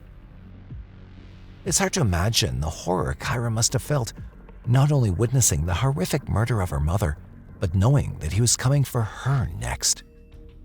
Marlon's brother, Paris, who had been on the front porch, had heard the gunshots from inside the house. Then he saw Kyra fleeing outside, looking back in terror as Marlon had pursued her with a gun. Despite his fear, Paris had tried to stop Marlon and wrestle the gun away, but he hadn't been successful. Paris watched in horror as Marlon shot Kyra 5 times. Meanwhile, outside, Robin and Cordarius had also heard the gunfire from inside the house. The next thing Robin knew, Marlon was calling for her, still holding the gun, adding to the unfolding nightmare. Cordarius urged Robin to run, and she ended up on the ground in her neighbor's yard. Meanwhile, Patrick, having heard the gunshots, rushed out of the house, searching for his mom. He'd eventually found her in the neighbor's yard and helped her to her feet. Patrick had been in tears as he recounted what had happened to Kaladaa and Kyra. By then, Marlon had already gotten into Kalada's gray 2012 Toyota Camry and fled the area. He was on the run. A neighbor had witnessed the car speeding away from the neighborhood. So it looked like a newer model car? I don't know cars. Newer? I wish I did. Can you tell maybe if it's like Chevy, Ford, or like foreign? Like a Chevy Ford. You think so? Yeah. 4-door sedan? Yeah, because what made me turn around is the way it was flying. And I'm like, if he's going to stop it, he's heading right through the stop sign. Okay. And you saw him coming down here. Yes. So he didn't come down this way. He was coming south. As I was approaching, I heard that. And I'm like, driving crazy, but then they came this way. Okay. So they came from somewhere over there. You heard the screeches and then flying down the street. Okay. All right. So you did definitely see dark tints. Yeah, I couldn't see in. I know it was a white car. That much I could make out, and the window was dark. Okay. And I mean, they were flying. And that's what made me stop right here and look. Because they did. I'm like, they're not going to stop for the sign. The rims at all. Okay, because it's going so fast. Mm-hmm. Did you see anybody occupying the vehicle? Couldn't see. You see like Douglas and 3rd. He's going to move for the medics. a couple heads or anything? No, because it was moving so fast. The entire incident was deeply distressing for the community and for the responding officers as well. It's very, very tragic, that anything like this would actually happen right, between Christmas and the New Year, right around the holidays. While the police were working tirelessly to locate Marlon, doctors at the hospital were fighting desperately to save Kyra's life. Sadly, she never regained consciousness. Despite undergoing surgery, she succumbed to her injuries hours later. Later that night, Robin and her 3 sons were brought to the police station to provide statements. They all identified Marlon as the shooter. So I was talking to my son, and I heard pop, pop, pop, pop. I hear gunshots in the house, and I hear people screaming. So next thing you know, I heard my son come out the house. Mom, like, where you at, Mom? I just took off running. Okay, did you ever talk to that victim? No. Yeah, there was other officers tending to that victim, so I went to the other one. Okay. Loved ones were devastated by the loss and deeply disgusted by Marlon's actions. You have to be a coward to shoot someone and walk away, lamented Patrick James, Kalada's great uncle. Everyone who knew Kaladaa described her as the kindest person. She went out of her way to help others. For 6 years, she'd worked tirelessly with the mentally ill at Jerome Golden Psychiatric Hospital, going above and beyond to help those in need. She once created a 6-week program for patients to learn Creole and frequently helped them find jobs. Her boss, Dr. Suresh Rajpara, described her as incredible, noting that patients saw her as a mother figure. She was just such a sweet and loving person, didn't do anybody any harm, just somebody who you would want to know. Everybody wanted to know Kaladaa. Kyra was also known for her kindness, much like her mother. She participated in an after-school volunteer program where she worked on bikes to be donated later. She was a social butterfly, active and involved in her community. Kyra was one of our safety patrols, so we saw her quite frequently on her duty post. After the murders, her young friends left flowers on the sidewalk for her. She was funny and she was very pretty. I was sad. I burst into tears once I found out. I was heartbroken because I never thought that this would happen to her at all. Fearing out that they always remember Kyra. As the suspect remained at large, the community came together to organize a candlelight vigil in memory of the mother and daughter. Throughout all of this, Robin Denson faced her own challenges. She was torn between her love for her child and her late partner and stepdaughter. If the criminal got away with it, 2 innocent lives wouldn't get justice. But if justice prevailed, it meant her son would lose his chance at a future in the free world.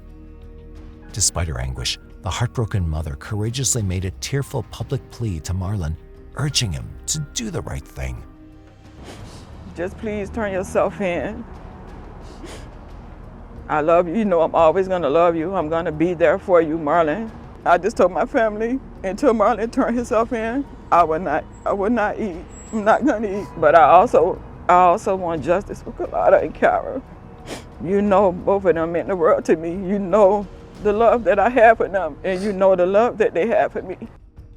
The West Palm Beach Police Department issued a notice describing him as 5 foot 10 inches, 180 pounds, with several tattoos on his face, and offered a $5,000 reward for any tip that could lead to Marlon Joseph's arrest. However, crucial information would eventually surface from their own investigative efforts. U.S. Marshals reported that one day after the shootings, Marlon had used his personal credit card at a bank ATM near Military Trail and Community Drive, still driving Kalada's car as seen on surveillance footage. The same credit card was used again in Lake Worth, Florida on January 1, 2018, around 9:30 a.m. This time, authorities were prepared. A team of U.S. Marshals and West Palm Beach homicide detectives quickly responded to the area to search for Marlon. About an hour later, police received a live notification from Chase Bank that the card was being used at a gas station on 874 South Dixie Highway in Lantana. Officers surrounded the gas station and detained the man seen on surveillance video using the card. To their surprise, it wasn't Marlon Joseph. The man, wearing a camouflaged green hooded jacket and dark pants, was identified as 27-year-old Javery Williams, who turned out to be Marlon's blood cousin. Williams initially denied any knowledge of the bank card, Marlon, or the double murder.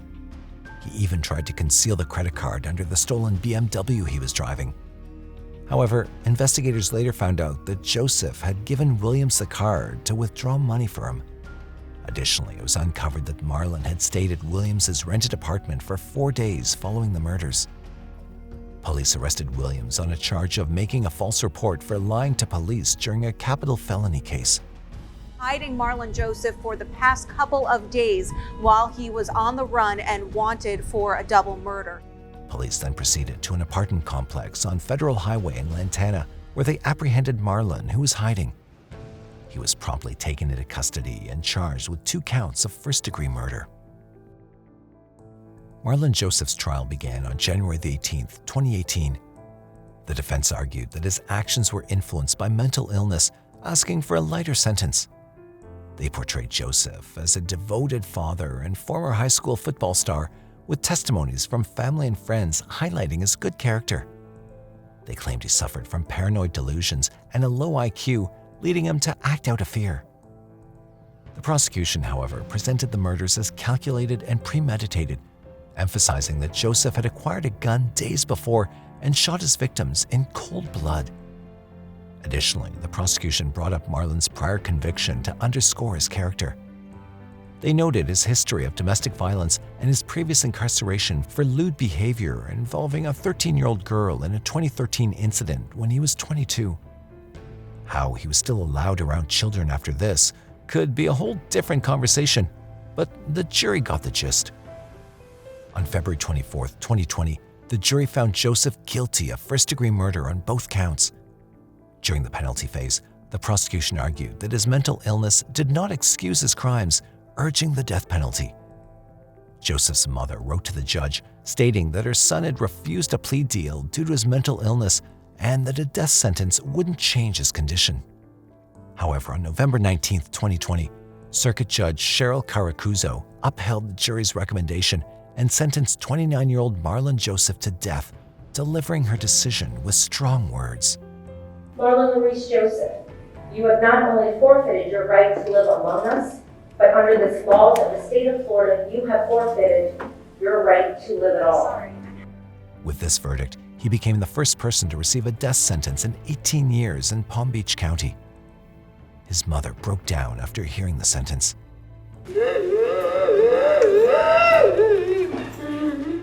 Kalada's family expressed their support for the sentence, although they acknowledged it could never replace what they lost.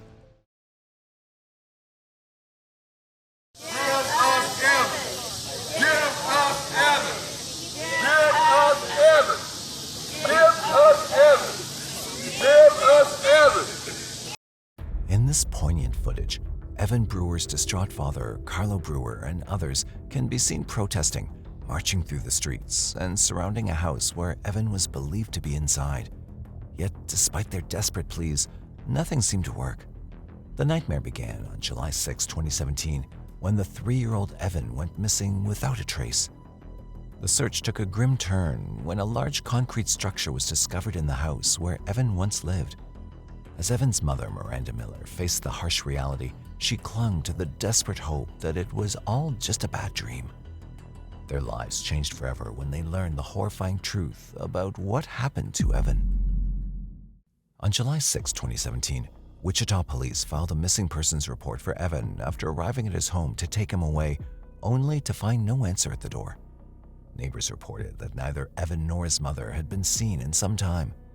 For a long time, Evan's father, Carlo Brewer, had fought tirelessly for a protection order for his son.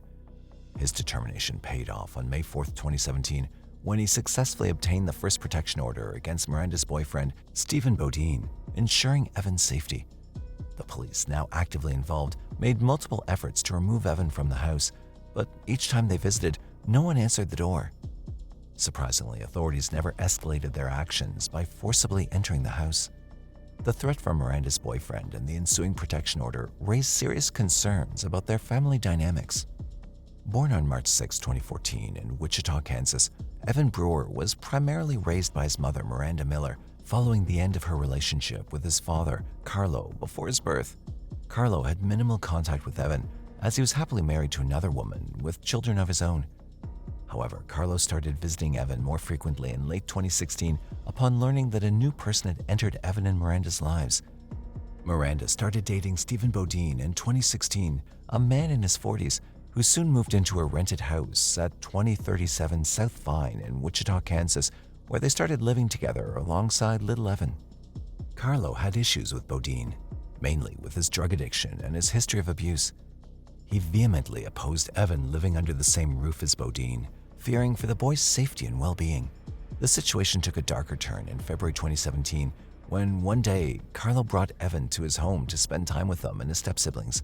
It was then that Carlo noticed disturbing changes in Evan's behavior, speech regression, unusual aggression towards his step-siblings, and bruises on his body. Carlo sensed something was wrong.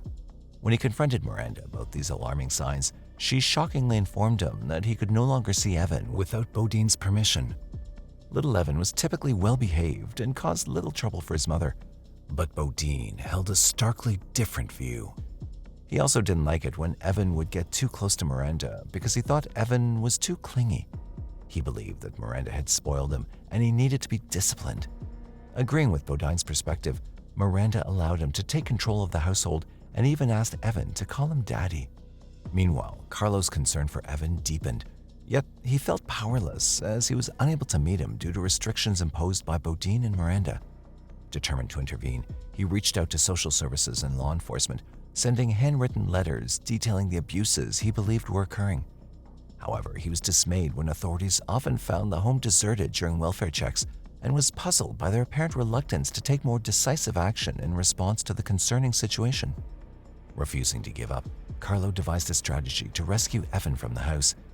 He frequently gathered with relatives and friends, holding posters outside Miranda's residence and chanting, "Give us Evan." Give us Evan! Give us Evan! Give us Evan! Give us Evan! Give us Evan! Give us Evan! Carlo hoped that this public demonstration would compel Miranda to come outside and return the child to them. Despite Carlo's persistent efforts, nothing seemed to yield results. He even reached out to Miranda's friends and neighbors, but nobody knew her whereabouts. However, there was a stroke of fortune when a state worker named Kaladaa managed to meet Evan on 2 brief occasions. The first encounter occurred on March 24, 2017, when Miranda brought Evan to the Wichita office of the Kansas Department for Children and Families after being notified. During the examination, Kina noticed Evan had injuries to his nose and face. When she asked Evan about it, he replied that his mummy had hurt him. Miranda, on the other side, explained that Evan had fallen while attempting to ride his bike down the stairs at home. Despite Kina's suggestion to have a doctor examine Evan, Miranda assured her the injury was minor and demonstrated by pushing Evan's nose back and forth. Evan didn't react in pain, and based on Miranda's reassurance, Kina couldn't find enough evidence to substantiate the alleged abuse. 11 days later, on April 5th, Kina decided to make an unannounced visit to Miranda's rental house. She was surprised to find both Evan and Miranda at home and was reluctantly allowed inside. During the visit, Miranda casually mentioned that Vaughan no longer lived with them. Trusting Miranda's words, Kina didn't bother to search the house for him and left. Upon learning about Evan's injuries, Carlo grew increasingly worried and decided to drive by Miranda's house.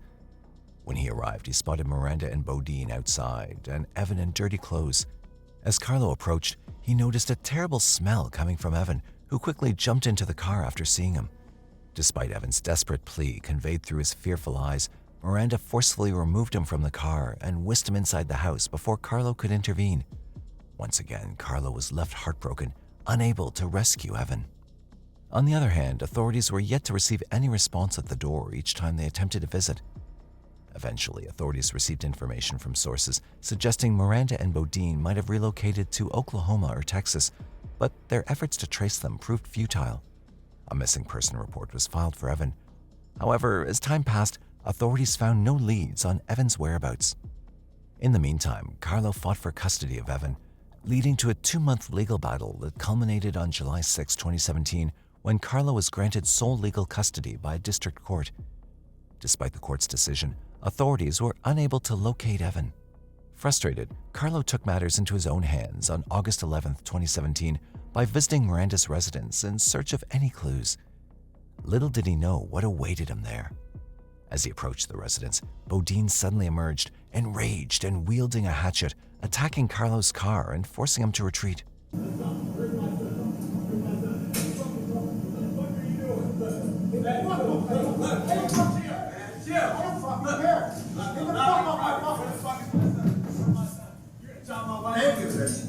Thank you for coming and knocking. Again. Where's my son? Where is my son?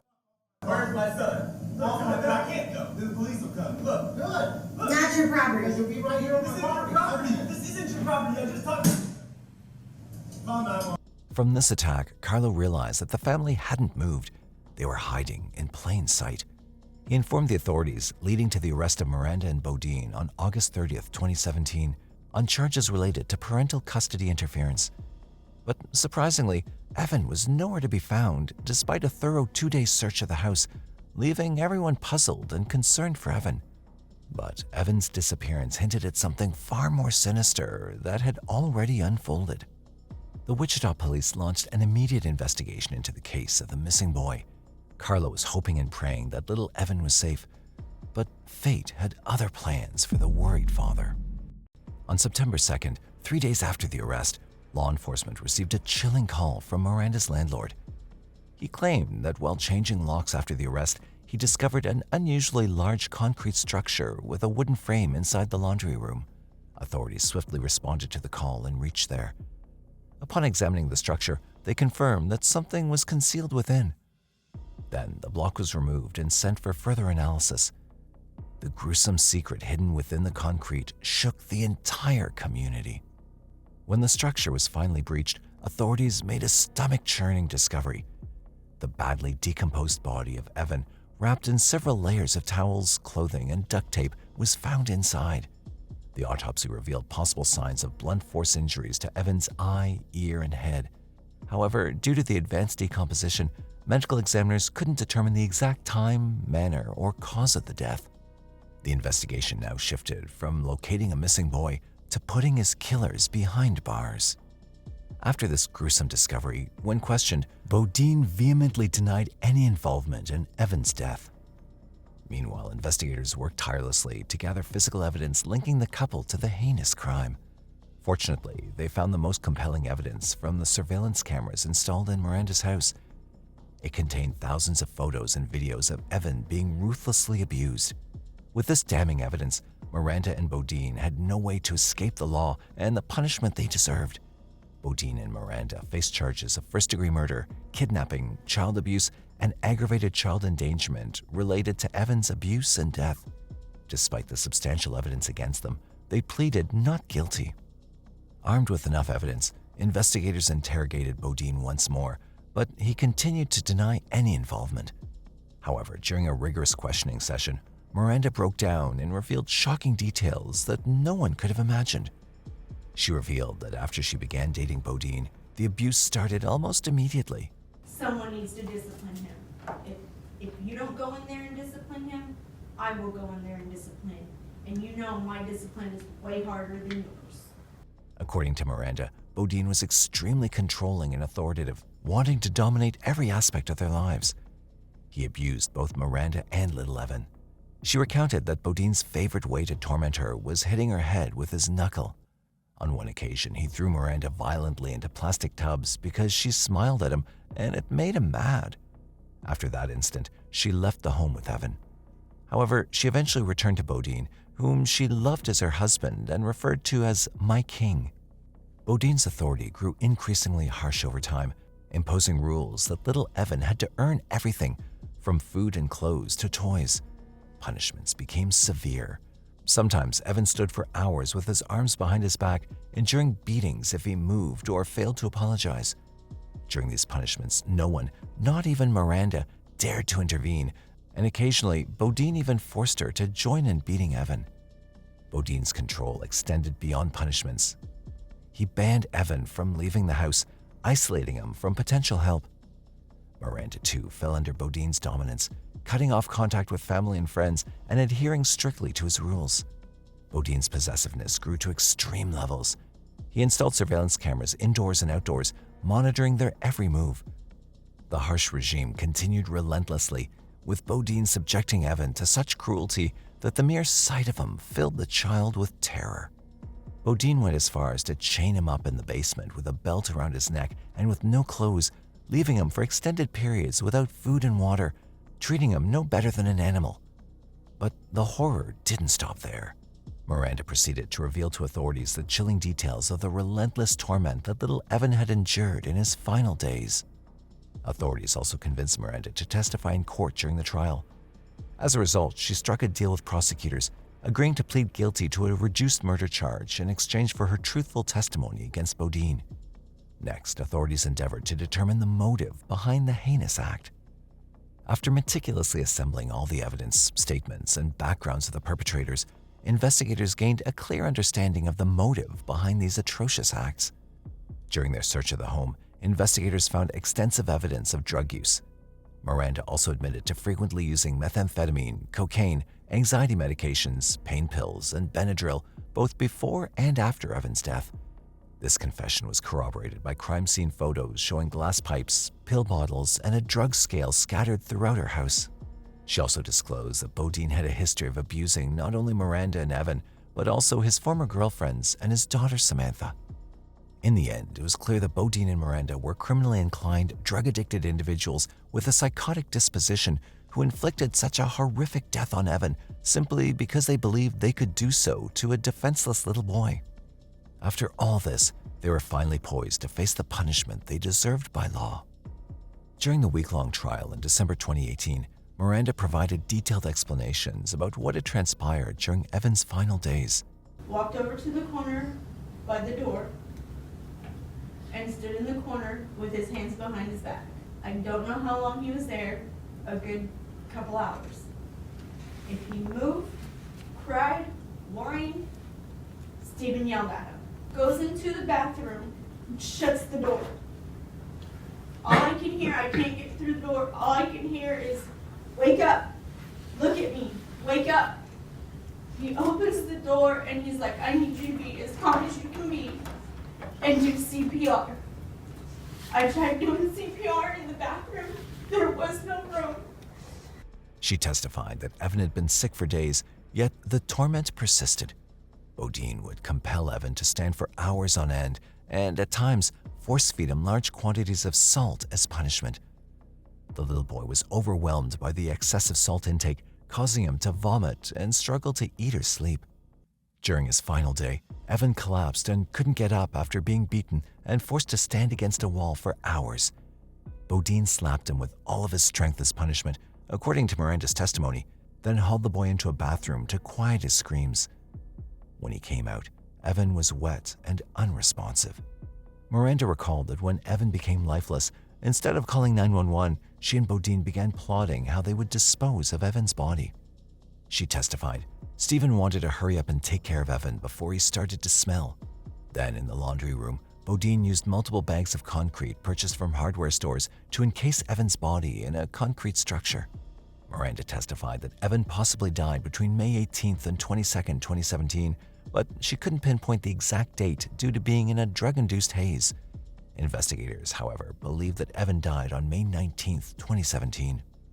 Prosecutors stated that Vaughan and Miranda concealed Evan and subjected him to extreme horrors for a minimum of 2 months before his death. When prosecutor Justin Edwards asked Miranda, "Why did you let a man come in and set rules for your kid?" Miranda replied, "Because I wanted to have a family. I wanted him to have a dad.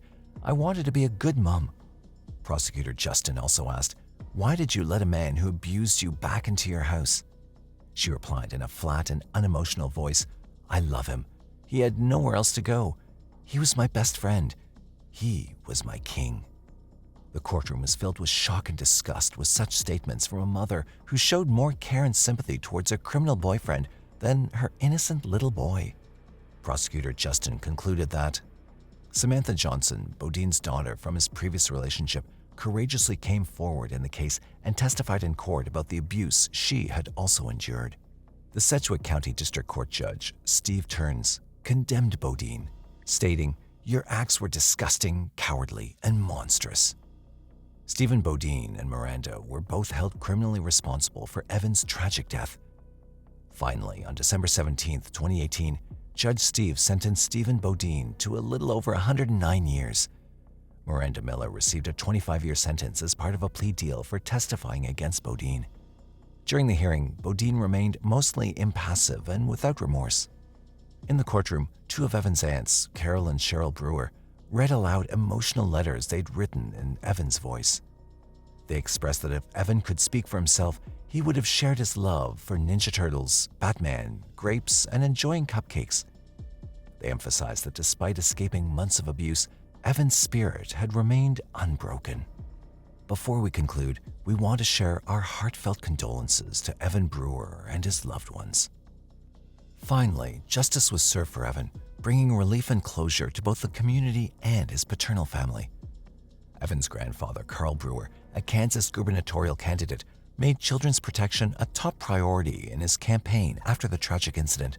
I will use everything in my power to make sure that no other family or no other child ever have to experience the same thing that I have had to experience.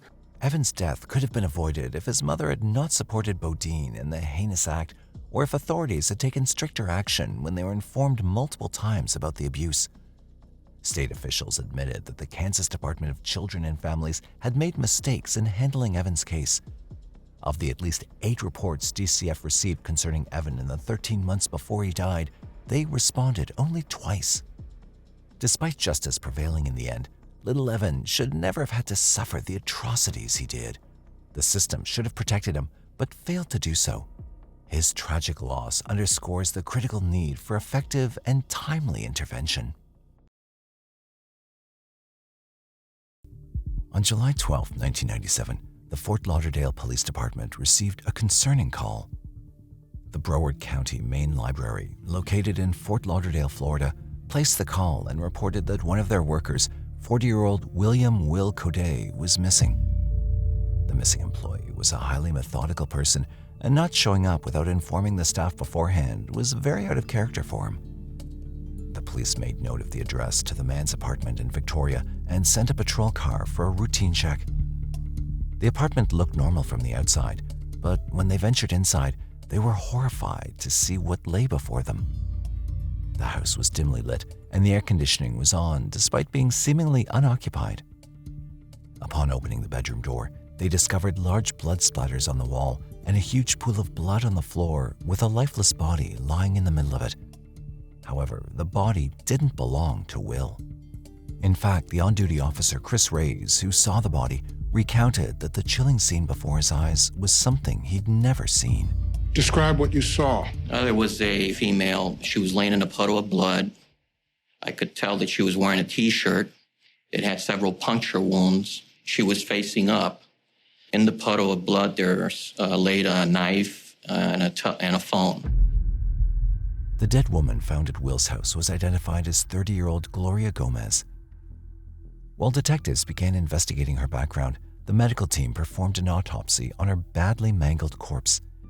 They found that Gloria was killed the day prior, on July 11, 1997. While several wounds were visible on Gloria's body, the post-mortem report showed that her killer had inflicted a total of 144 wounds on her body. This included 57 blunt force wounds, as well as 87 sharp cuts and stabs. It was also noted that Gloria put up a fight, but only got more injured as a result and received several cuts on her hands. The team of detectives investigating the crime scene found a knife and 2 claw hammers, all 3 of which were later determined to be weapons used to murder Gloria. Speaking about the recovered weapons, Officer Chris Reyes said that Gloria had almost saved herself. However, she was eventually overpowered and died a slow death. While investigators were piecing together the mystery behind the savagely murdered woman, Will was still nowhere to be found.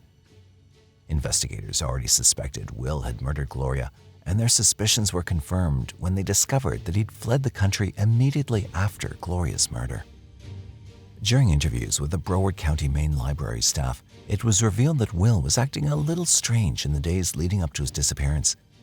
His neat appearance had started becoming disheveled, and it was evident that he hadn't been taking care of himself.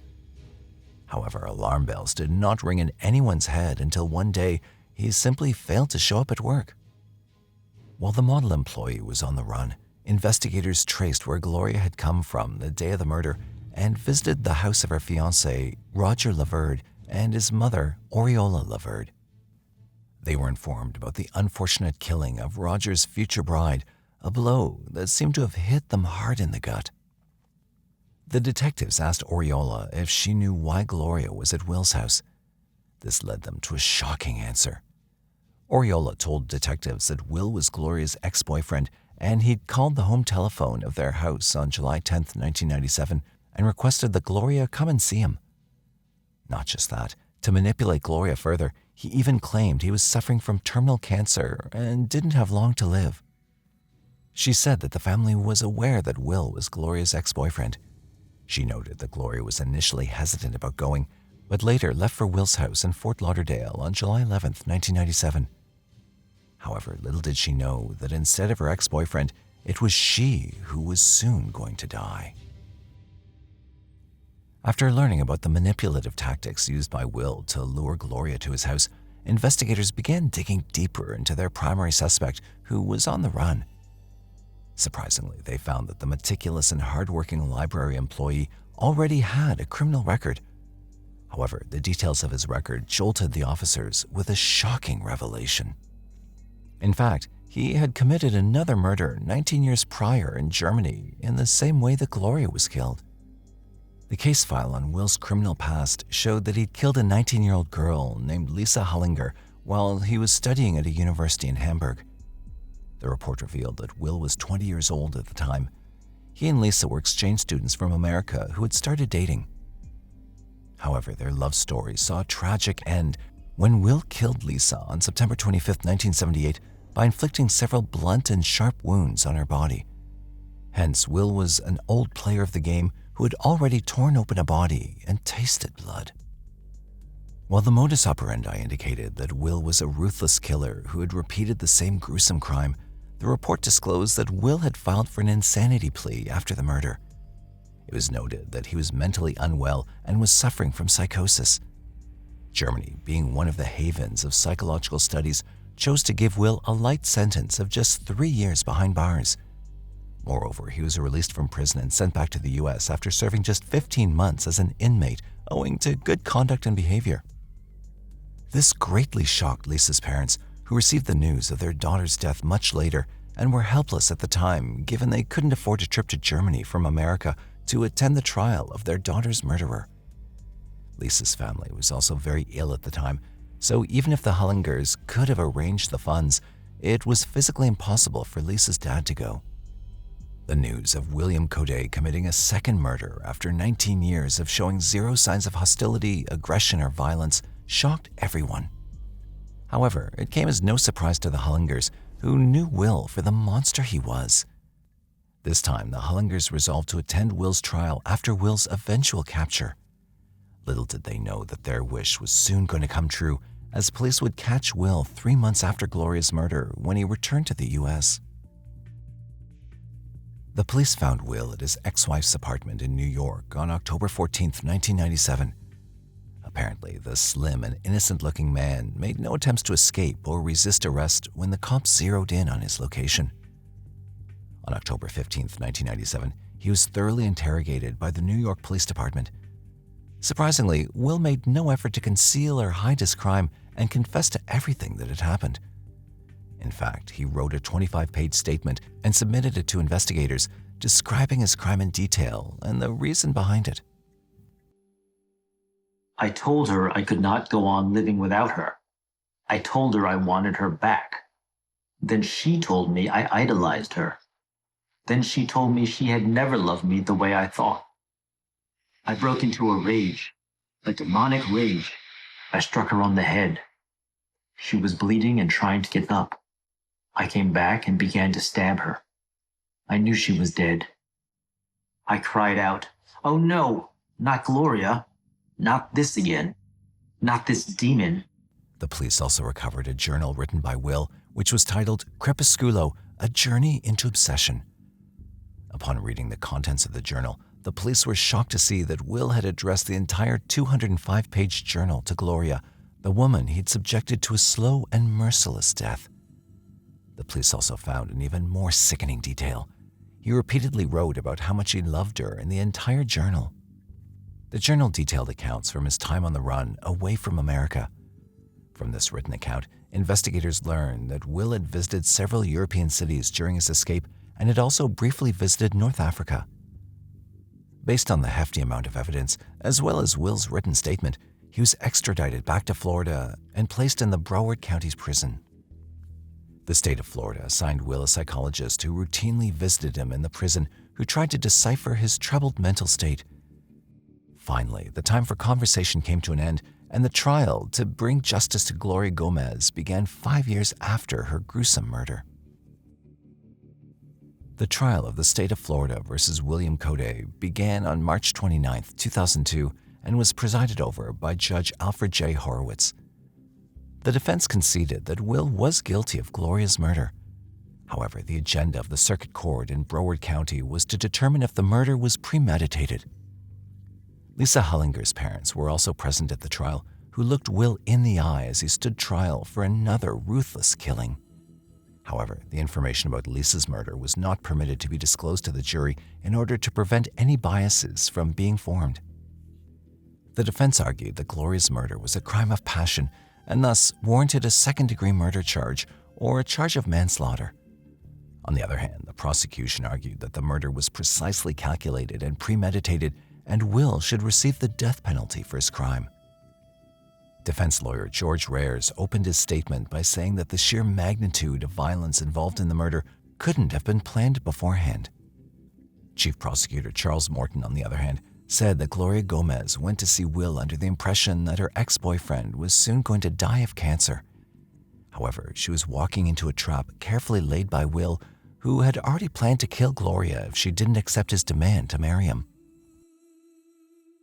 On the 11th of July of 1997, a Friday morning, Gloria Gomez left her home in Miami to take a trip to Fort Lauderdale to visit a friend. Her purpose of the trip in her own mind was to comfort a friend who had told her and said that he may be suffering from and dying from terminal cancer. But little did she know that her trip to comfort her friend was a trap for her bloody and savage murder. 144 blunt and sharp force wounds later, she was dead. It was the law of desire and the law of obsession that led to the premeditated first-degree murder death of Gloria Gomez. And the evidence will show that. The defense tried to argue that Will was a sensitive but measured man who had been a good member of society. However, when it came to Gloria, he couldn't control himself as he loved her more than anything. A subtle attempt was made by the defense to suggest that Gloria might have been using Will to secure a marriage and stay in the U.S., only to break up with him later when she found someone better. Countering this, the prosecution noted that Gloria had been dating Roger for quite some time before getting engaged and moving in with him. It was further stated that the engagement was made public and Will knew that Gloria had already moved on. While the trial seemed like a back-and-forth battle, everything changed when the prosecution called the medical examiner who performed the autopsy of Gloria's body, Dr. Ariston Prince. She had 57 blunt trauma injuries and 87 sharp force injuries. Of the 87 sharp force injuries, she had 41 stab wounds and 46 incised wounds. Of the 144 wounds that you found in the various manners that they were inflicted, how many would you say were inflicted before her death? All but one. This harrowing detail about the case sent the courtroom into silence. Oddly enough, Will seemed strangely detached from the proceedings during the entire trial. Will's prison psychologist, Dr. Lerone Walker, noted that he was actually medicated before entering the courtroom. Dr. Walker and her team felt that Will should have gone for an insanity plea, considering his condition. I really wanted the attorneys to use the insanity plea. I think it was the perfect case to use it for if we had a decent insanity plea. But in Florida and in this country, our demands for somebody who's insane has to do with whether they know that what they're doing is wrong. Before concluding the case, when Will was asked if he wanted to testify or exercise his right to remain silent, he went with the latter option, which could possibly have been because of his medically altered state of mind. Now, do you understand, of course, you have the right not to testify in this case. And if you elect not to testify, among other things, I would instruct the jury that they cannot draw any inference of guilt from your not testifying. Do you understand that? Yes, sir. In the closing statement, the defense asserted that throughout his confession, Will never stated he intended to kill Gloria, suggesting that the murder was not premeditated. But the prosecution was quick to shoot the argument down.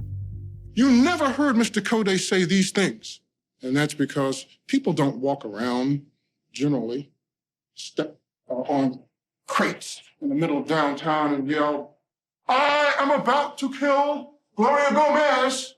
Everybody listen." People don't do that. Mr. Codes wanted her dead. There is no question. This was not love at this point in time. Well, Gloria, we show you how much I love you. This is, Gloria, I want you dead. Finally, after hearing all the testimony and evidence in the case, the jury was done deliberating and was ready with their verdict.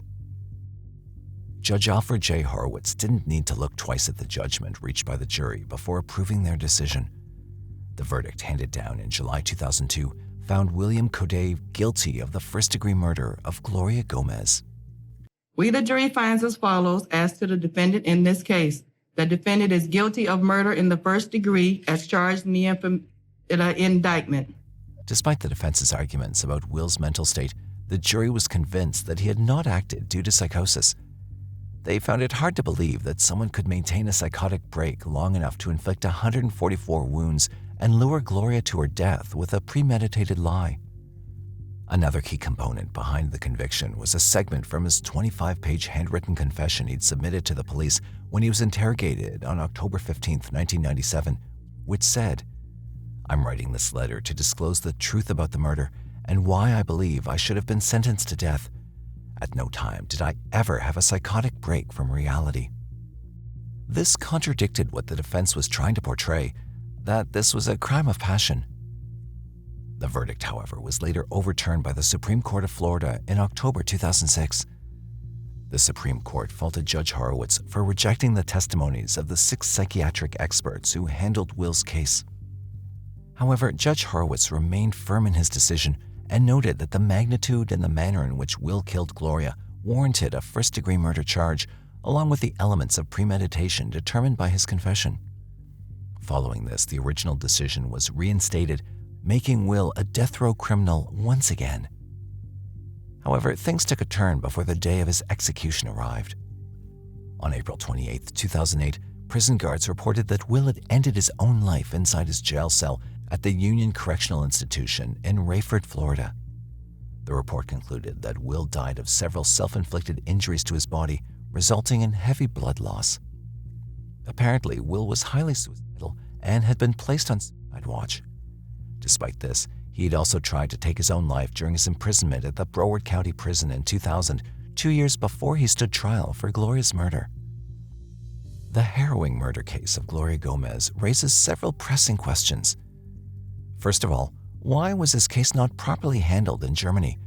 And why was he released after serving a meager 15 months in prison following a brutal murder?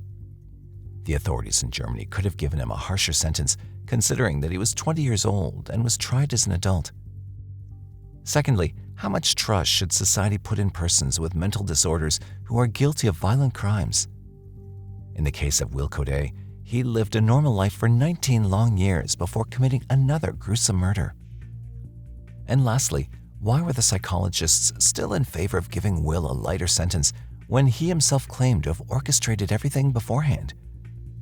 Were they considering the same factors based on which the German authorities let Will go so prematurely? During the trial, Roger Laverde stated that his institution told him that something wasn't right about Gloria visiting Will. He said that he wanted to stop her, but didn't want to stand in her way or be seen as controlling. And after he took the photographs, he looked down and noticed what he believed to be a human hand sticking out. On the quiet morning of May 14, 2006, in the Mojave Desert near San Bernardino, California, a family's leisurely photo expedition took a haunting turn when they stumbled upon the horrific sight, prompting them to urgently call local law enforcement. Upon arrival, law enforcement was stunned by the grisly sight of a body barely concealed under rocks, hinting at unimaginable horrors. The victim was identified as 47-year-old Larry Thomas, who was reported missing by his brother-in-law, William Peters, on April 21, 2006. It was his work number, his private number at work, or his cell phone. All of my messages went to his voicemail. And it was just not of Larry's makeup not to answer the phone. The chilling truths that surfaced during the investigation made the case unbearably unsettling and disturbing. Since the fateful day of April 13, 2006, William could no longer contact his brother-in-law, Larry, despite his tireless efforts. Fearing the worst, he finally filed a missing persons report on April 21st. Following the report, the Henderson police initiated an investigation. First, they tried to reach Larry over the phone. Officer made an attempt to contact Larry via his cell phone, but there was no response. It went straight to voicemail. When they weren't able to contact him, they contacted William, and he informed them that Larry's wife, 44-year-old Stephanie Thomas, had shared an unbelievably strange account of Larry's whereabouts. William told the authorities that he and Larry were close friends and Stephanie was his sister, but he couldn't rely on her in this matter. On April 22nd, authorities contacted Stephanie to inquire about Larry's whereabouts.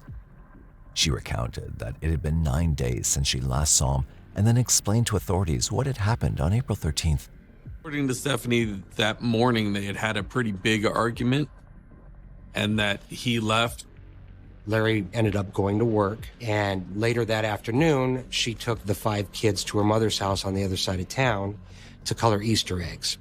Later on that night, while they were there, she told us that she received numerous phone calls from Larry, who had come home from work and was upset at the fact that there was no food in the house. Stephanie said that she went to Walmart at 12 a.m. to purchase some groceries. When she got back home, Larry's car was missing, along with many clothes, his laptop, jewelry, and toiletries from their bathroom. Stephanie also revealed a secret about Larry to the investigating officers. Stephanie made the allegation that her husband might have been having an affair and that very possibly he had run off with this other woman. She mentioned a secretive phone number that he frequently called and gave it to the authorities, revealing it belonged to Mary Ann.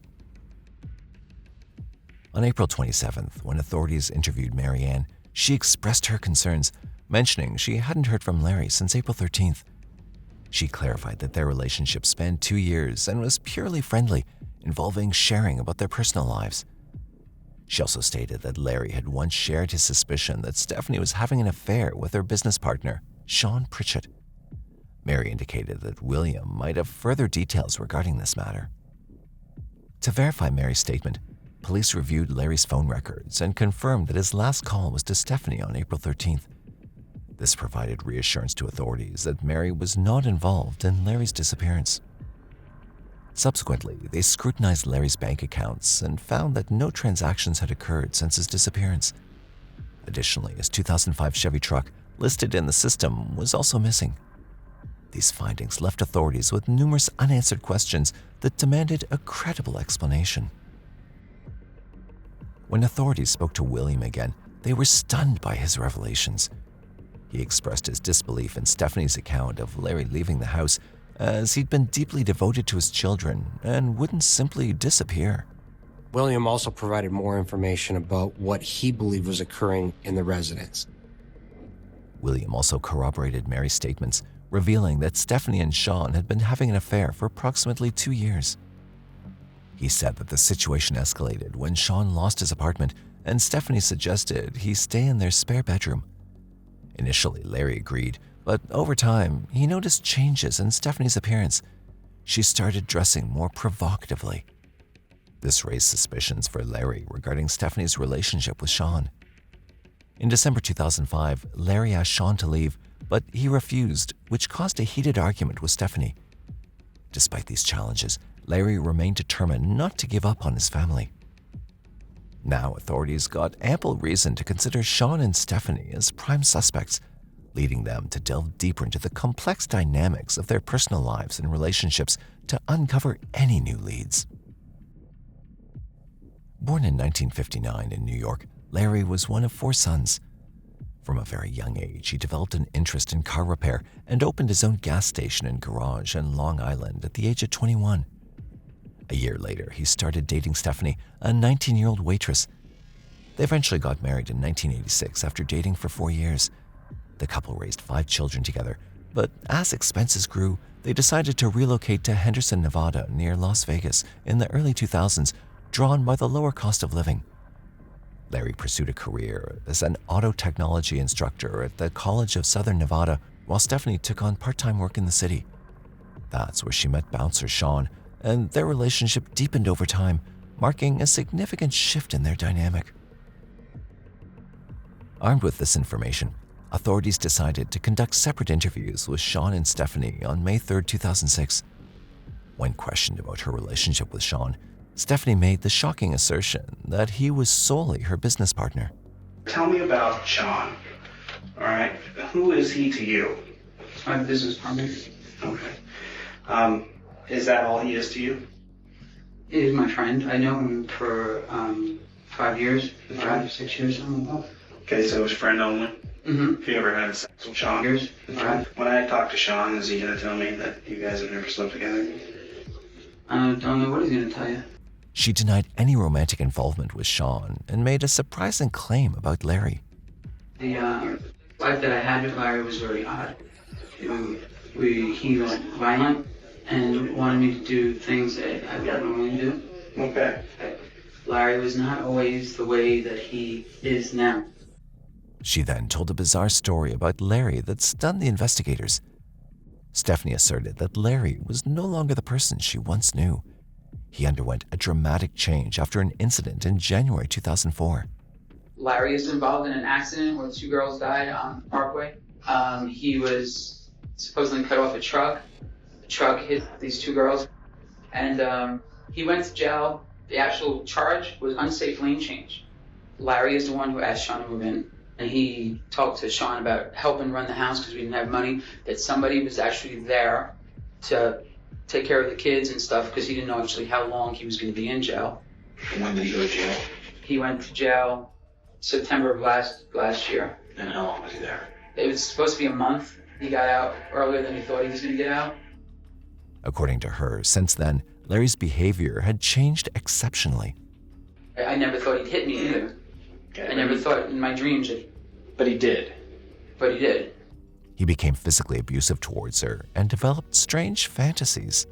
He wanted people to move into the home so that he could have sex in the house. She said that when Sean moved into their house, he insisted on watching her be intimate with Sean as well. He got very excited at the fact if he could have sex with me and somebody else, okay? And that was with Sean. Would I call that romantic? No. I like the fact that I did it? No. Okay, so he'd like to have 3-way type of stuff. Right. And his thing was if he did this, he really loved me. Describes Larry as a monster, someone who was incapable of controlling his rage. In another room, Sean was also interrogated, and authorities noticed that Sean and Stephanie's accounts closely matched. Larry I knew 5 years ago, great guy. I mean, I got along with him good, but it seemed like after that accident, he, I don't know, for the lack of a better word, snapped. Snapped? I'm going to tell you something. Larry started some stuff that I really don't want to talk about because it's sick, okay? And I just told him, I said, this just isn't right. You know, this whole thing is not right. You have a wife, you have 5 kids. I go, she doesn't want to be doing this. I don't want to be doing this. He's a sick individual. Why didn't you just kill him then? I didn't kill him. That would have been a good opportunity. Why would I? He has 5 kids.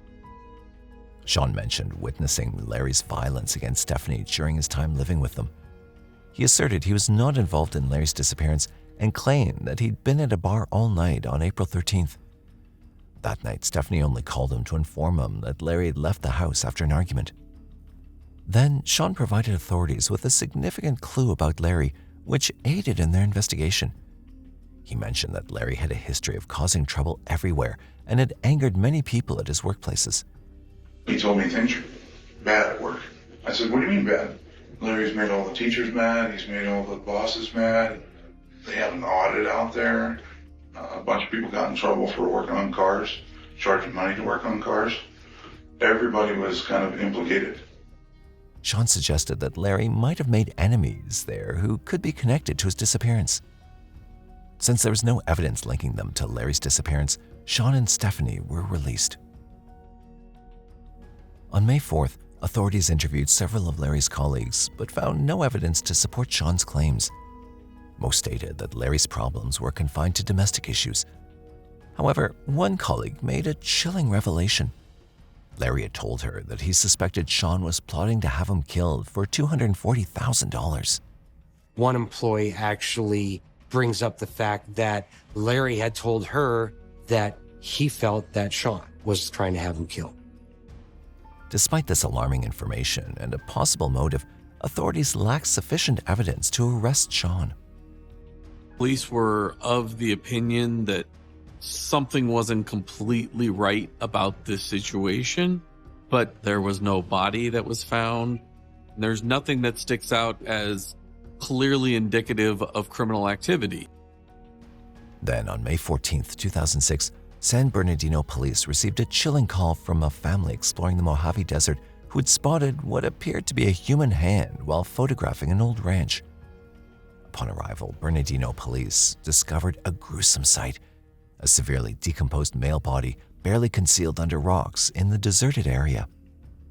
Evidence located at the scene, and based on their investigation, it appeared more that the body had been dumped there. They sent the body for autopsy, which later revealed some disturbing details. Blunt force trauma to the head and body, suggesting the victim may have been struck by a vehicle. The clothing had Larry Thomas's name, and he was positively identified by his fingerprints. San Bernardino police promptly informed Henderson police of the discovery. When Stephanie was informed about the gruesome discovery, authorities were surprised by her composed response. Their further investigation revealed that Sean had assumed Larry's role in the household, with Larry's photos replaced by pictures of Sean. All the pictures of Larry are no longer around. There are pictures of Sean, like the family man, in the house now. Additionally, Stephanie and Sean told the children that Larry had abandoned them for another woman. They were already the prime suspects, and their peculiar family dynamics following Larry's death heightened investigators' suspicions. Authorities decided to review the phone records of both Sean and Stephanie to track their whereabouts after Larry's disappearance. Stephanie's records indicated that she'd been at her mother's house on April 13th. That day, Larry's final call had been to Stephanie around 10 p.m. Shortly after, Stephanie had contacted Sean. At approximately 11 p.m., Sean called Stephanie back. Stephanie's GPS showed her driving back towards their residence. From Sean's phone record, investigators made a crucial discovery. That is within a couple miles of the area where Larry's body was found. Now, authorities could link these three individuals, but they lacked physical evidence directly connecting Sean or Stephanie to the crime. Consequently, months passed without any new developments in the case. Finally, on October 31st, 2007, a breakthrough emerged in the case. Stephanie's sister, Jennifer McHugh, reached out to investigators herself and disclosed crucial information that led to the arrest of her husband, Albert McHugh.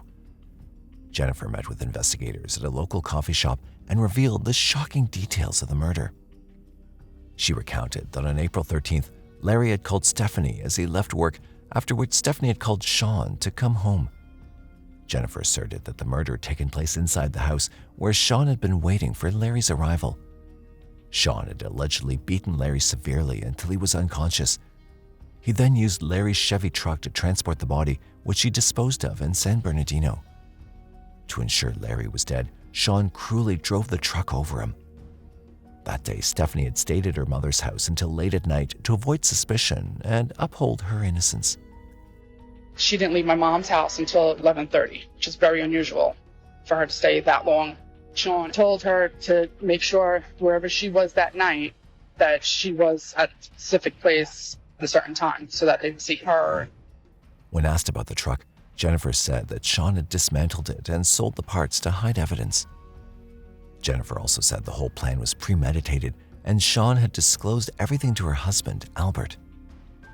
Following this shocking revelation, on November 1st, 2007, police met with Albert. Surprisingly, he provided no information and claimed that Sean had not told him anything. Subsequently, a search warrant was issued for Albert and Jennifer's house, leading investigators to vital evidence.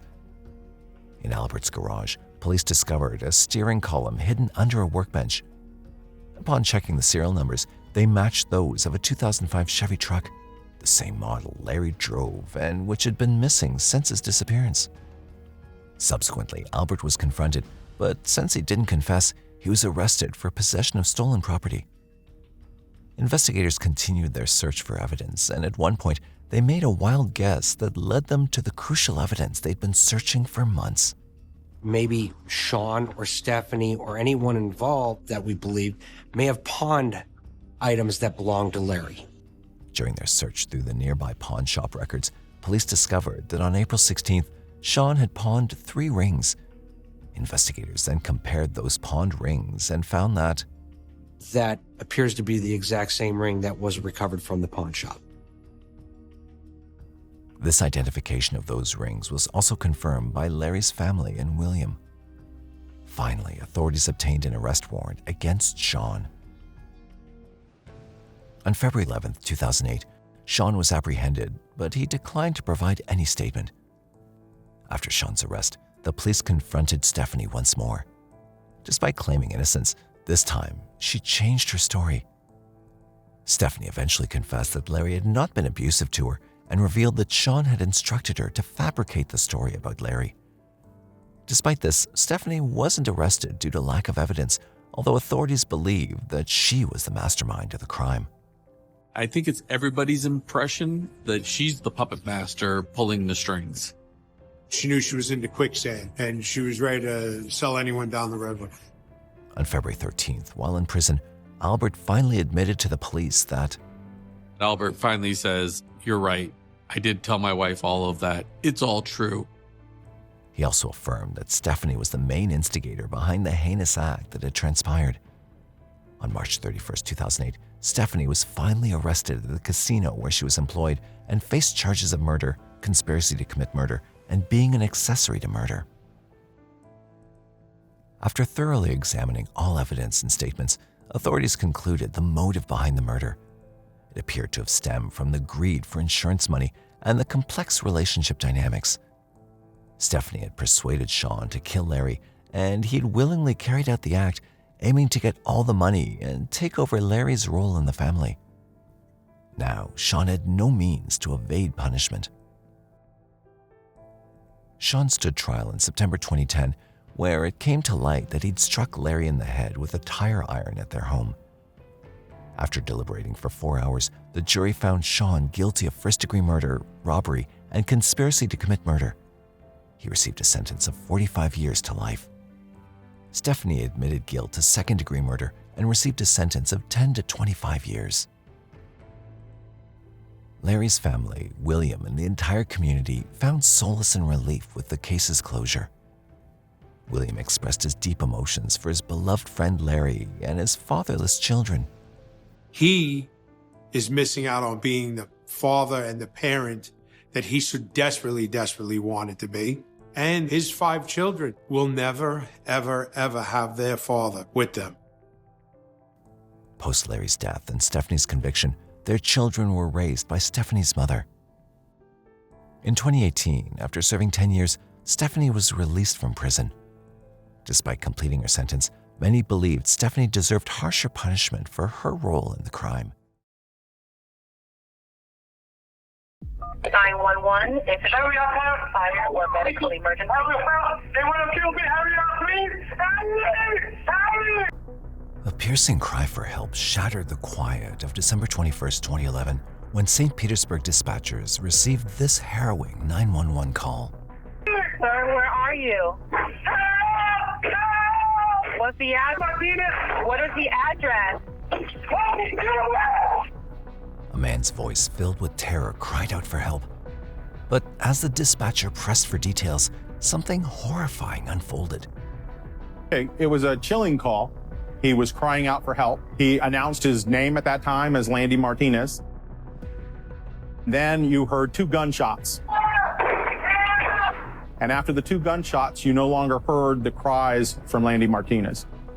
What began as a frantic call would soon turn into a nightmare. This was no ordinary emergency call. It was the chilling beginning of a story so shocking it would be almost impossible to grasp. The critical problem was that the caller hadn't provided an address, and this left police in a terrifying race against time. Cell tower data narrowed the search to 2 streets. Down to roughly 2 streets, and our deputies went out and knocked on doors trying to see if anyone had heard or seen anything. Every ticking second heightened the urgency as they checked door to door for clues. But just as time was slipping away, hope reemerged in the form of a call. 40 minutes later, a woman, unable to reach her roommate, Landy Martinez, requested a welfare check at her address, which coincidentally was on one of the streets police were already investigating. She had been trying to reach Landy, but he was not answering the call, and what made her more suspicious is the fact that they had surveillance cameras at the house, and when she tried to check the cameras online, there was no signal from the cameras. The horrors that awaited the authorities were beyond imagination. When they arrived, they noticed the security camera had been cut and the house was in shambles. They encountered a scene of destruction with a broken window, shattered glass, torn curtains, and broken doorknobs, which all pointed to a horrific crime beyond the scope of a typical burglary. The evidence suggested that a violent struggle had taken place. In the bedroom, police discovered a grisly sight. When they got to the front bedroom, they located a male deceased face down on the floor. Pinellas County Sheriff Robert Snipes reported that Landy's lifeless body was found on the floor, covered in blood, with signs of a disturbing attack. Mr. Martinez had been shot once in the head and once in the chest, lying face down in his bedroom, dead. Investigators discovered .380 caliber shell casings in the bedroom and began searching for the weapon used in the crime. They quickly identified signs of a break-in and suspected that the robbery had been a cover for a more sinister plot. Inside the room, clear signs of a struggle were evident. A sliding glass door leading to the bathroom was off its track, which suggested a violent confrontation. A large knife and a bottle of Drano were found in the bathroom, indicating that Landy had been tortured before his death. A trail of blood led from the bedroom to the bathroom, where water was running, hinting at a chaotic scene. The bathroom is across the hall from where he's actually found. That at some point in time, he made it into his bedroom. He must have locked himself in there because there's signs that they tried to break down these interior doors. They found that one of the bedroom doors, the door handle seemed to be damaged. And at that time, Landy was able to call 911. It became apparent that the attackers had attempted to stage a burglary. Items such as a TV were removed from the wall and placed on a table, while various computer equipment and clothes were stacked near the door in disarray. It seemed likely that Landy had managed to escape the attackers' initial control and had called the police, as his 911 call clearly indicated that multiple people were in the house and posed a threat to his life. The scene told a horrific story of struggle. Landy's wrists had been bound with tape, but remnants of tape and hair found at the scene suggested he'd tried to free himself before being shot.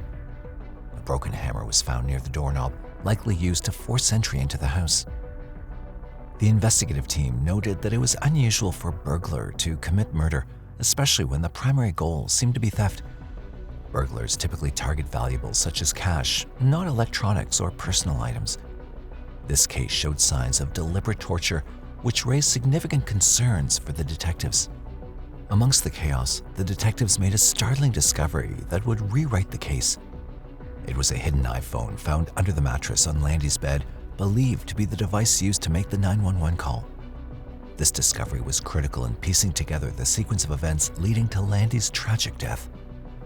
The detectives pinned their hopes on the mobile phone, believing it held the key to unlocking the case. The phone's ownership was unclear and required a thorough technological examination to extract important information.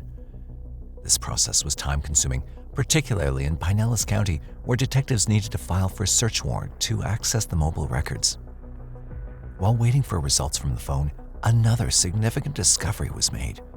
A closer inspection of the broken window revealed that it had been shattered from inside the house. Glass shards found outside indicated that the window had been broken outward, suggesting an internal breach. To uncover the truth behind Landy Martinez's tragic death, detectives needed more clues and information. Gail Rigg, a close friend and co-worker of Landy, helped to look into his background. Landy was a certified nursing assistant working in St. Petersburg. Through their investigation, they discovered that Landy's personal life was more complex than it initially appeared. He had a secret he rarely shared. He was gay. But initially, his dating life wasn't very successful. His dedication to his job left little room for romance, and his timidity and lack of confidence in love were evident. However, Landy had recently started dating a man named Jonathan Kaladaa, a 26-year-old from Brooksville, Florida, who worked in the medical industry. They met at local bars in Tampa and swiftly became a couple. Their relationship seemed like a perfect dream. The disturbing reality that Landy was murdered less than a month into his relationship with Jonathan cast a long, dark shadow of suspicion over the entire case. Detectives wasted no time, and less than 24 hours after Landy's body was discovered, detectives tracked down Jonathan in Brooksville, Florida, approximately 70 miles away. They start, first off, telling Jonathan Landy's been murdered. They look for a reaction. Does he have a reaction like he knew? Was he shocked? Was he upset? But upon hearing of his lover's death, Jonathan appeared to be devastated. Overwhelmed with grief, he explained to the police that he was at work when Landy had called him. Jonathan insisted he had no involvement in the murder, emphasizing his deep affection for Landy. However, after questioning him, detectives uncovered crucial information that would turn everything upside down. Before dating Jonathan, Landy had been involved with another person, a 19-year-old named Jose Adame, whom he had met online. Their relationship quickly developed, with them buying a car and moving in together. Landy and Jose's relationship early on seemed sweet, the happy little couple. However, things took a troubling turn when Jose made an inappropriate proposal to Gail's 11-year-old son, suggesting they go back to the apartment to smoke weed and watch porn. Landy was present and reacted with visible anger. Gail observed that Jose's toxic behavior clashed with Landy's kind nature, leading to the end of their relationship. So what happened was Mr. Adame was very jealous, did not want to break off the relationship with Mr. Martinez. But Jose continued to stalk Landy. For a brief time, Jonathan and Landy managed to find some peace, but it was short-lived. Jonathan expressed fears to Landy, anxious about the possibility of Landy returning to Jose. Jonathan told the detectives that Landy had called him around 1 a.m. on the night of the murder to reassure him that he was done with Jose. On our interview with Jonathan Galicia, we learned that there was a three-way phone call the night before this homicide between Jonathan, Landy Martinez, and Jose. We didn't know about the three-way call until Jonathan told us about it. Jose knew things were over with. We're not getting back together. I have a new boyfriend. We're moving on with our lives together. During the call, Landy declared to Jose that their relationship was definitely over and that he'd moved on with Jonathan. At the end of the call, Landy revealed a chilling twist. Jonathan had been listening silently throughout the conversation. Despite the deception, Jose remained calm. Landy had assured Jonathan during their call that the relationship between him and Jose was over. Jose indicated that he was also involved in a new relationship and with a person with a lot of money and bought him a new car, a Lexus, and he was very happy. Jonathan, who'd been relieved upon hearing this, accepted Landy's words, and the conversation ended on a friendly note. But the next morning, Jonathan received a message that shattered any sense of security. The message from Landy was a complete reversal of what had been said. Those texts were saying, I'm going back to Jose. I really love Jose. It's over between us. We haven't been together that long. I don't want you. Jose is the person I love. This unexpected change stirred up further conflict among the three, intensifying the already confusing situation. Jonathan found the messages unusual, feeling they didn't match Landy's typical way of writing. he questioned who could have sent these messages and whether he was being set up. The discovery of Landy's body later that same day only deepened Jonathan's anxiety. He feared that if someone else was sending messages in Landy's name, he himself could be in danger as Landy's current boyfriend. Despite Jonathan's seemingly genuine and distraught demeanor, the police had to consider all possibilities. One detail that raised a red flag was Jonathan's unusual requests during the interrogation. Detective Ed Judy described how Jonathan's odd requests during his interrogation raised suspicion among the investigators. Jonathan asked in his initial interview if he needed an attorney. When someone says to a law enforcement officer, "Do I need an attorney?" their radar goes off.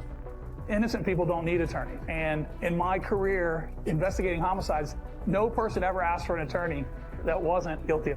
That, in the detectives' minds, made him suspect number one. Despite his initial concern, Detective Judy explained that Jonathan's whereabouts were confirmed through his employment records and interviews with colleagues. Surveillance at Jonathan's workplace and data from his mobile phone proved that he was not at the crime scene. The strongest evidence exonerating Jonathan was the timing of the messages on Landy's phone during the attack. Mobile phone records showed that Jonathan was more than an hour's drive away from the crime scene. They were able to get data from that cell phone and determined that the phone at the time of the crime was bouncing off a cell tower 60 some odd miles outside of St. Petersburg. In our minds, that cleared him as our suspect. Additionally, Jonathan's phone activity, calls and messages, indicated he was at home while Landy sent him the last message and stopped responding later. All of this eventually cleared Jonathan of any involvement in Landy Martinez's murder. But as Jonathan was ruled out, the focus shifted to a new and more dangerous suspect. Detectives now turned their attention to Landy's ex, Jose, questioning whether Jonathan's suspicions were valid. The investigation revealed that Landy's former roommate remained uneasy about Jose Adame. Fearing for their safety, they had installed a security camera system which allowed them to monitor the premises remotely. In his growing jealousy, Jose's obsession took a dark turn. He began stalking and harassing Landy, using the car to send him multiple tickets, a calculated attempt to burden him with fines and frustration. These tickets, addressed to Landy, demanded payment and threatened to revoke his driving privileges. The tickets were registered under both Landy's and Jose's names, with Landy's name listed first.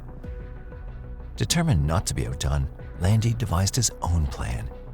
He contacted Jose, pretending he wanted to rekindle their relationship.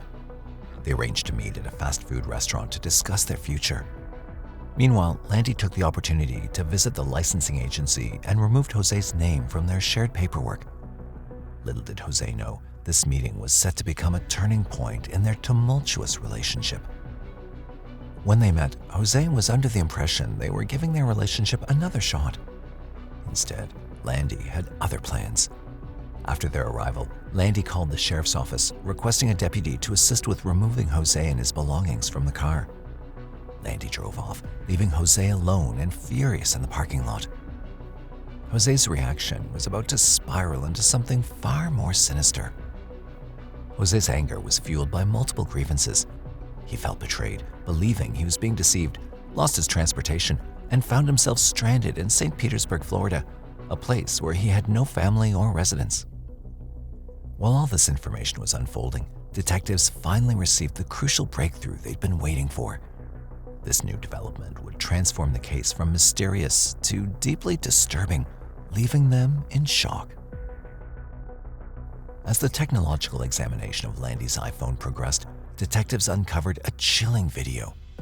The footage revealed a harrowing scene from the final moments of Landy Martinez's life.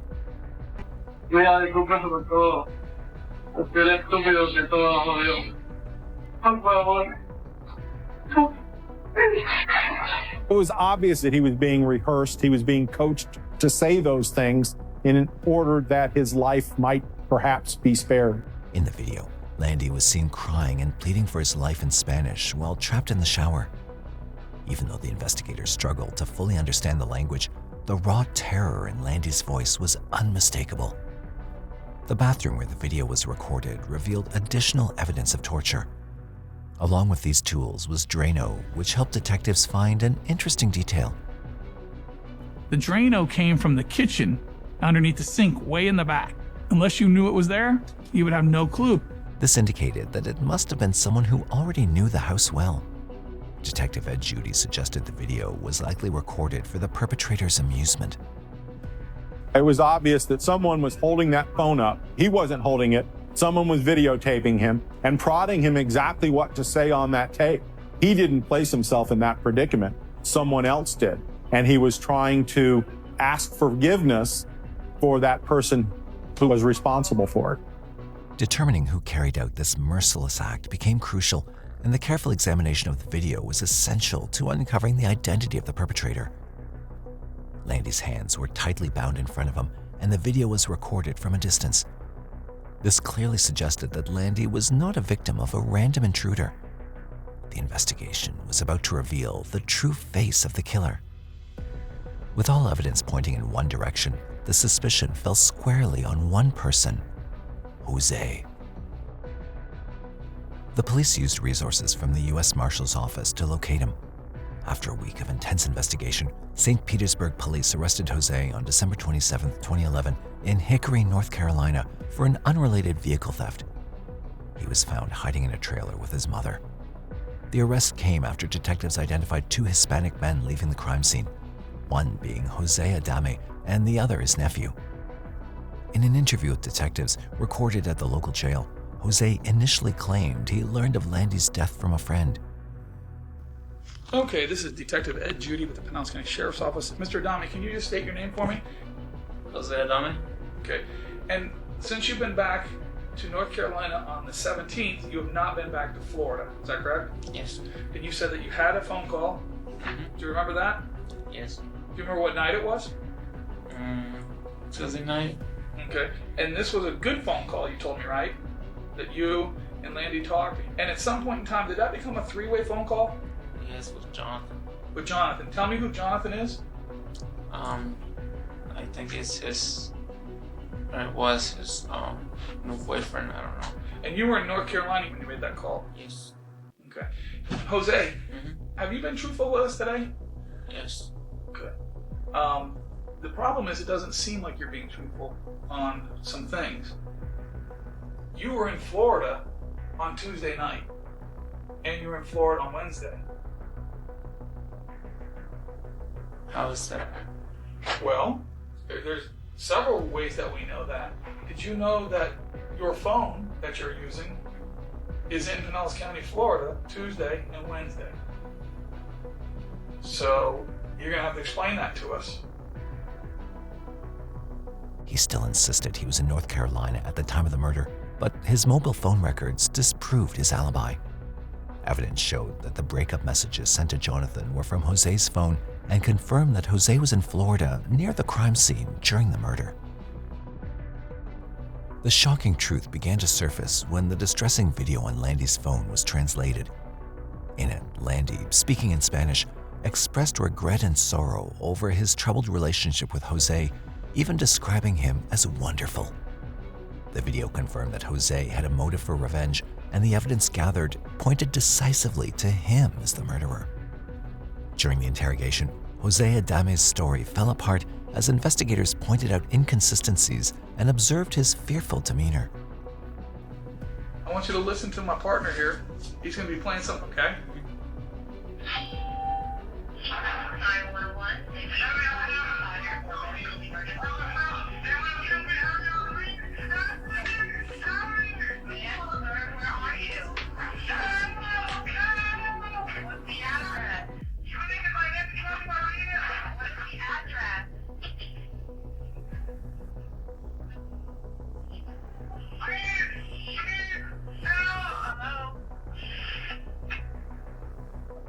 Jose, who was that? That was Landy. What was he doing? You gonna be sick?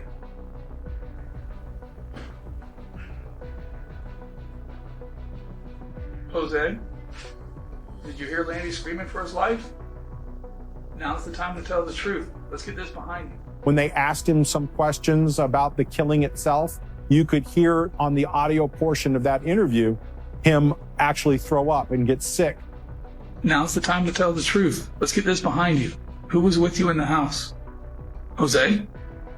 Who was with you in the house? It's okay, get sick. I couldn't tell you how many times he vomited. A dozen would be a fair number. Despite being nauseous and vomiting during questioning, Jose continued to deny any involvement in the crime. However, he was charged with unrelated theft while the police meticulously built their case for the murder. Jose's attempt to evade justice only made the case more compelling. The police discovered that Jose's statements were entirely fabricated. The big break we got in the case was Jose's cousin, Maria. She said, well, I'm pretty mad because Jose took my little brother, Leo, and borrowed my mom's car to drive back down to Florida. We asked Maria where the car was. We requested a search warrant, and we were issued one by Catawba County, North Carolina. Their investigation revealed that from Tuesday evening to Wednesday morning, Jose had enlisted the help of his 16-year-old nephew to deceive Landy Martinez. The two then went to Landy's house. There, a confrontation occurred, leading to Landy's torture in the bathroom, which was captured on an iPhone. But the attackers recorded the torture on the wrong phone. Landy and Jose had identical pearl white iPhones, and Jose had inadvertently taken the wrong one, leaving the other at the crime scene. Landy and Jose, when they were together as partners, bought two iPhones together. They looked exactly the same. And when Jose grabbed what he thought was his phone, he didn't realize it was Landy's cell phone. The blunder with the iPhones provided a crucial piece of evidence. Landy endured 2 hours of torture before being moved to the bedroom. During this chaos, Landy managed to hide his phone under the mattress and call 911 before he was shot. Realizing their mistake and that they'd been reported, Jose and his nephew fled the scene. A week later, police seized their getaway car in Hickory, North Carolina, where Adame's mother lived. We were able to determine that the vehicle that Jose Adame was driving in St. Petersburg at the time of Landy's death was a black SUV belonging to his sister. Landy's blood was found on the steering wheel, along with additional duct tape.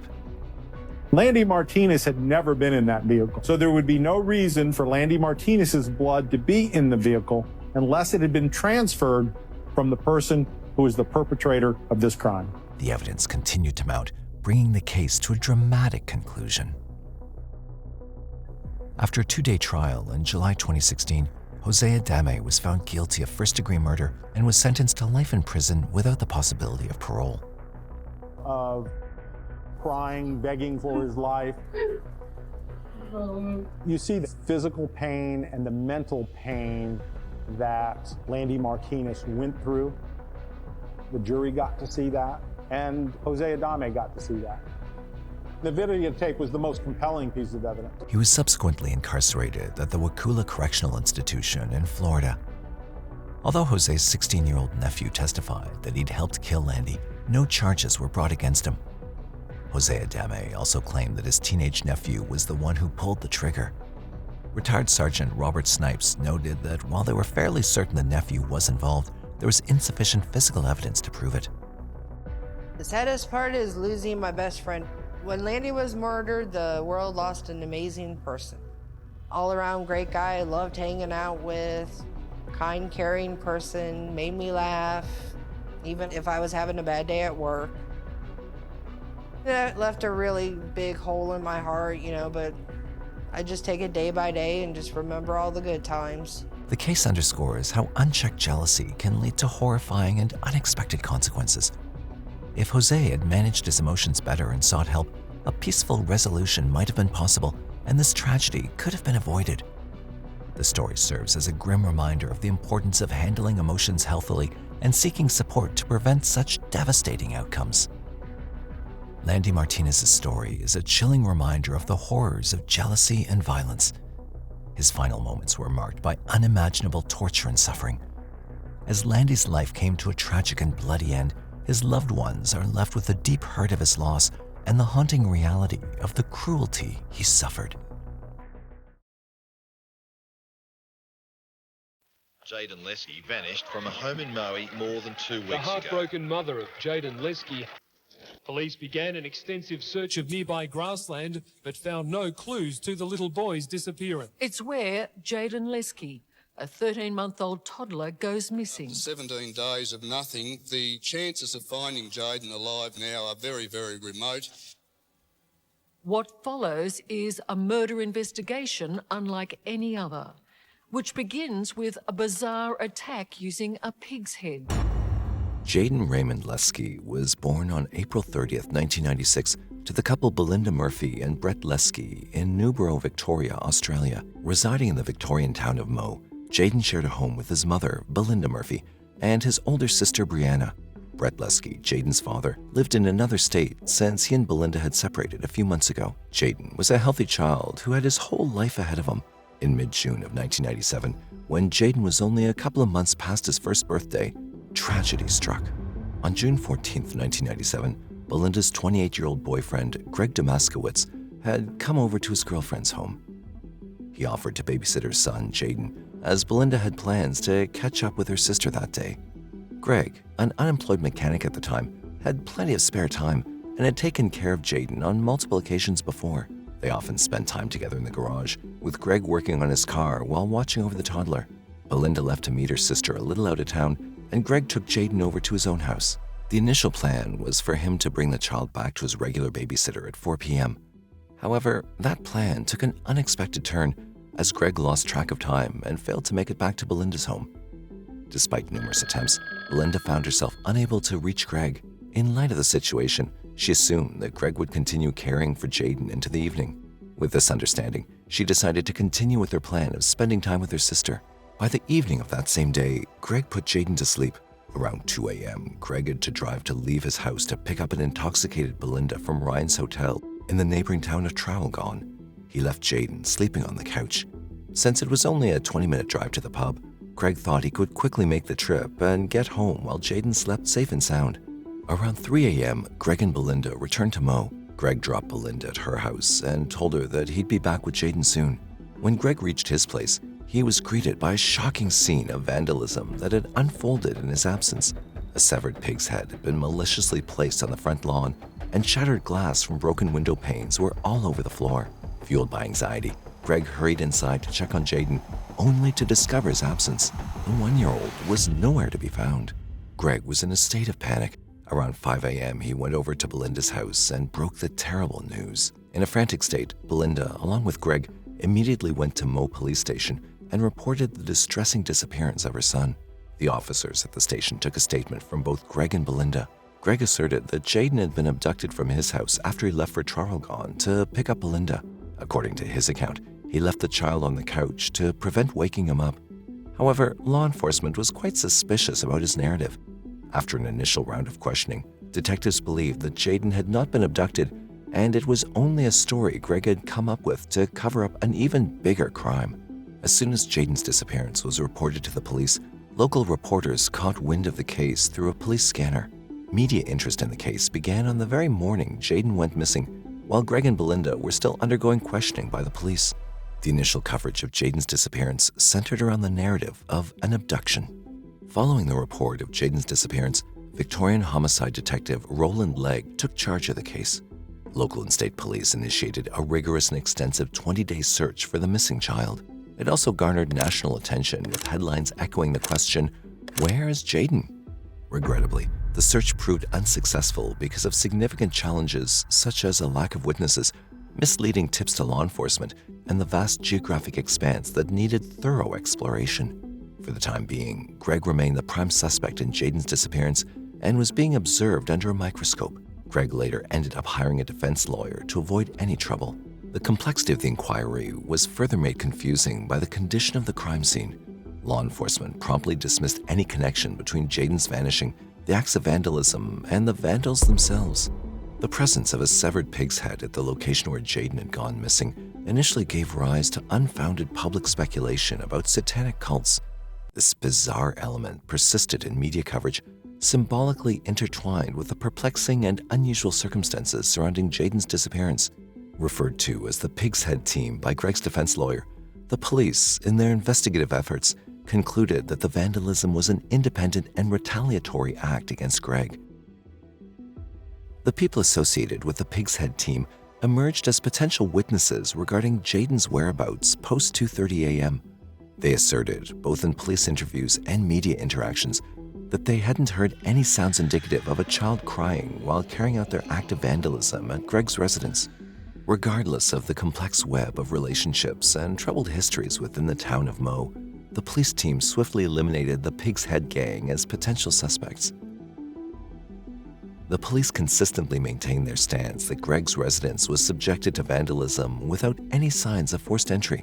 Nevertheless, they faced criticism from the public for making many mistakes during the investigation, the most crucial of them being that the police didn't examine Greg's house for fingerprints. Contrary to claims of potential intruders, crime scene examiners repeatedly rejected such notions. They clarified that only 2 windows had been smashed and the broken sections would have caused difficulties for any intruder to pass through. None of the other windows showed any signs of disturbance. Now this one on the lounge room, it's a higher window than the other one, but right along the bottom of it, there's jagged glass, and there are shards up here. So that's the wider gap, and anybody who was intending to climb through there would be impossible to do it, considering the jagged pieces at the bottom. Investigators discovered a stash of 600 pounds in wet currency under Greg's mattress. Later, they also found a wet wallet in Greg's house. Regrettably, the detectives didn't think of these findings as crucial to the case and made their second mistake of failing to conduct a thorough examination of the clothes Greg was wearing on the night of Jaidyn's disappearance. In addition to the wet wallet, several tissues stained with Jaidyn's blood were also discovered in Greg's household trash. However, the amount of blood wasn't significant enough to indicate any major or even fatal injury. As the attention of the entire nation was fixated on the town of Mo, the police directed their scrutiny towards Jaidyn's babysitter and Belinda's boyfriend, Greg Domaskowitz. His narration of the events that transpired during the day and night proved quite puzzling, although he later said he was simply exhausted. Greg asserted that the heightened focus on him was a result of previous complaints he'd lodged about local police harassment, grievances that had even reached high officials from the department. After a month of thorough investigation, the detectives had become increasingly convinced of Greg's guilt. However, the police's case rested entirely on circumstantial evidence, lacking a single piece of conclusive proof, and notably the absence of Jaidyn's body. On July 16, 1997, approximately 1 month after Jaidyn's disappearance, Greg was arrested and charged with the murder of Jaidyn Leskie. Subsequently, Greg was taken to trial. Greg's strange behavior on the night of Jaidyn's disappearance, throughout the trial, and in the aftermath, became a focal point for both media scrutiny and investigative attention. Greg claimed to have left Jaidyn alone at home while he went to pick up Belinda from Vaughan, implying that the child was abducted during his absence. However, earlier that evening, Greg had placed a call to Ryan's hotel, informing Belinda that Jaidyn had been taken to the hospital for a minor burn. After picking up Belinda, Greg went on to explain that he'd relocated Jaidyn from Mo Hospital, stating that he wasn't being properly treated there. Greg told Belinda that Jaidyn was now being looked after at Maryvale Hospital, near the town of Morwell. Oddly, when Belinda asked Greg to take her to Jaidyn, Greg declined, stating that because of her intoxicated state, she would probably be denied entry. As a result, Belinda remained unaware of her child's disappearance for several hours after returning home, while relying on Greg's word and believing that Jaidyn was in the hospital. But even this story by Greg had a loophole. The police found out that Maryvale Hospital was undergoing construction at the time Jaidyn disappeared and wasn't equipped to receive patients. Greg later tried to defend his earlier statements about Jaidyn's hospitalization by calling it a poorly timed joke. Although Greg was the prime suspect in Jaidyn's case, Belinda still had complete faith in him. She refused to believe that Greg could harm Jaidyn. Belinda's strong belief in Greg made the detectives consider her to be a suspect as well. Very few details were available considering Greg's activities between his return home from Ryan's hotel in Vaughan at approximately 3 a.m. and the time he reported Jaidyn missing around 5 a.m. Because I know myself that I had nothing to do with it. That's swearing. And Belinda? I've never believed Greg done it. Never, ever. Never will. We had the possibility of Belinda covering up for Greg in some way. When questioned about this, Greg asserted that he spent this time conducting a solo search for Jaidyn in the vicinity of Mo. He said that at the time he was under the belief that someone had abducted Jaidyn as a prank. Surprisingly, at approximately 4 a.m. that same day, Greg was stopped at a police checkpoint and was asked to undergo a breath test. Despite being aware of Jaidyn's disappearance during this encounter, Greg failed to take this opportunity to disclose the information about Jaidyn to the police. Throughout the murder trial, various witnesses stepped up and testified to Greg's previous displays of aggression and violence towards Jaidyn. These acts included hitting Jaidyn across the face, pushing him forcefully, and locking him in dark rooms when he felt annoyed by the child. Upon these accusations, Greg persistently denied any involvement in Jaidyn's death. Instead, he countered that the police were continuing to harass him and falsely accusing him of murder. He publicly referred to his accusers as dogs. These assertions of police harassment were later brought up by Greg's defense lawyer, who also raised questions about alleged illegal interview recordings, conflicting witness statements, and the absence of concrete evidence presented by the police. However, on December 18, 1997, Greg was ultimately acquitted. The fiercely fought defense case will reveal why the jury let the prime suspect go free. The Supreme Court jury has cleared 30-year-old Domasevich of killing the little boy. But the case was still far from its end. What came next left Belinda and the residents of Mo in deep sorrow. On January 1st, 1998, more than 6 months after his disappearance, Jaidyn's body was discovered by picnickers at Blue Rock Dam, which was located approximately 11 miles north of Mo. His lifeless body had been enveloped in a sleeping bag and anchored by a crowbar, preserving it in the frigid waters of the lake throughout the winter season.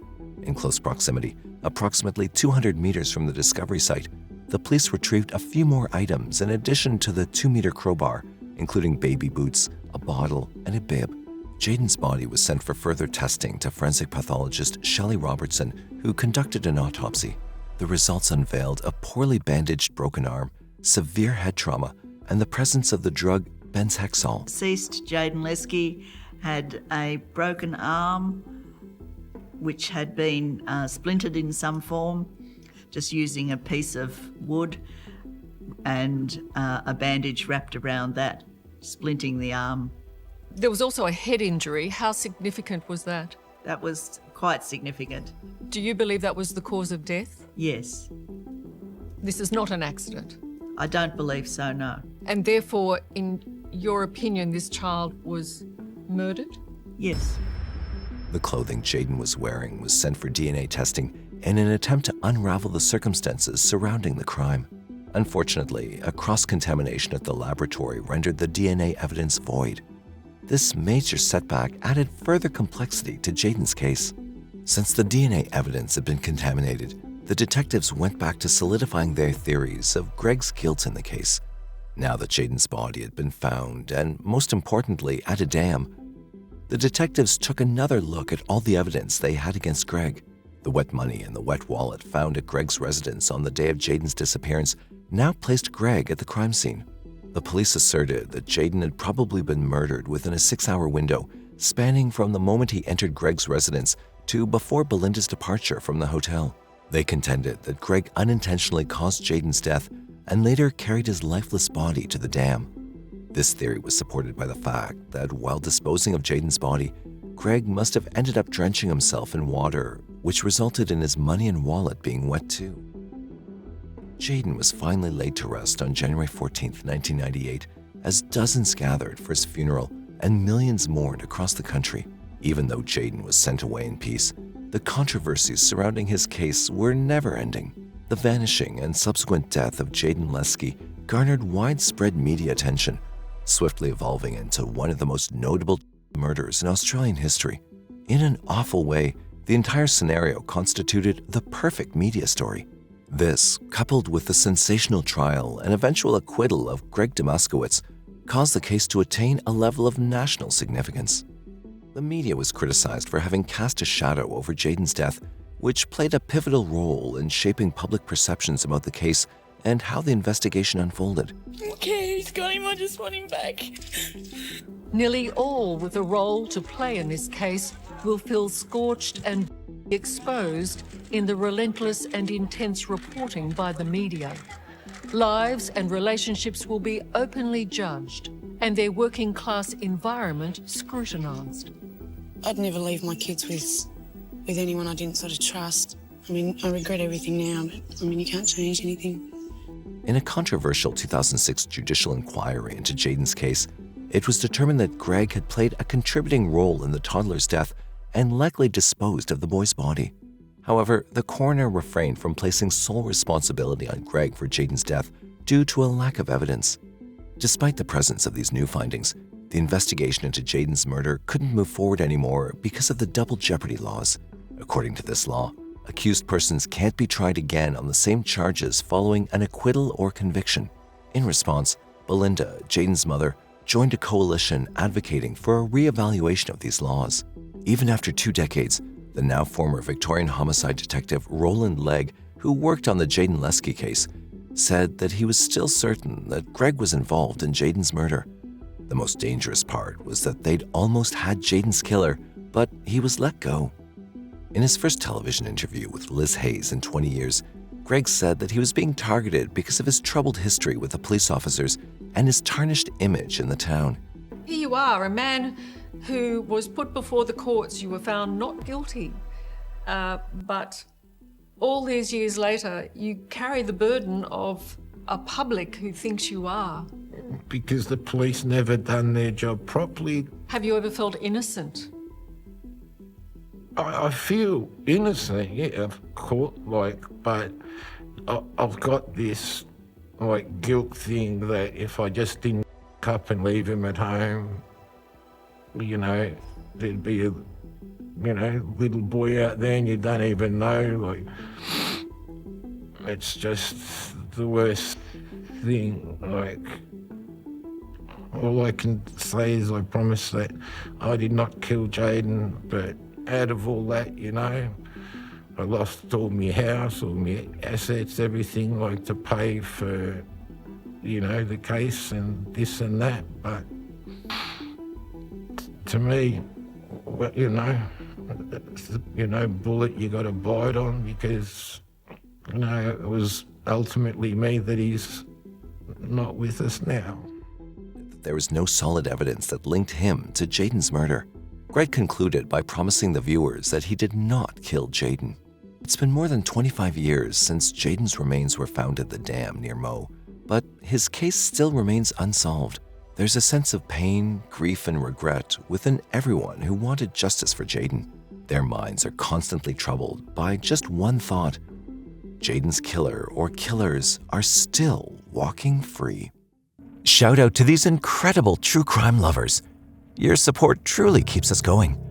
To the rest of the Mysterious 7 family, if you want to get in on the action and get a shout out, join our Crime Police membership today.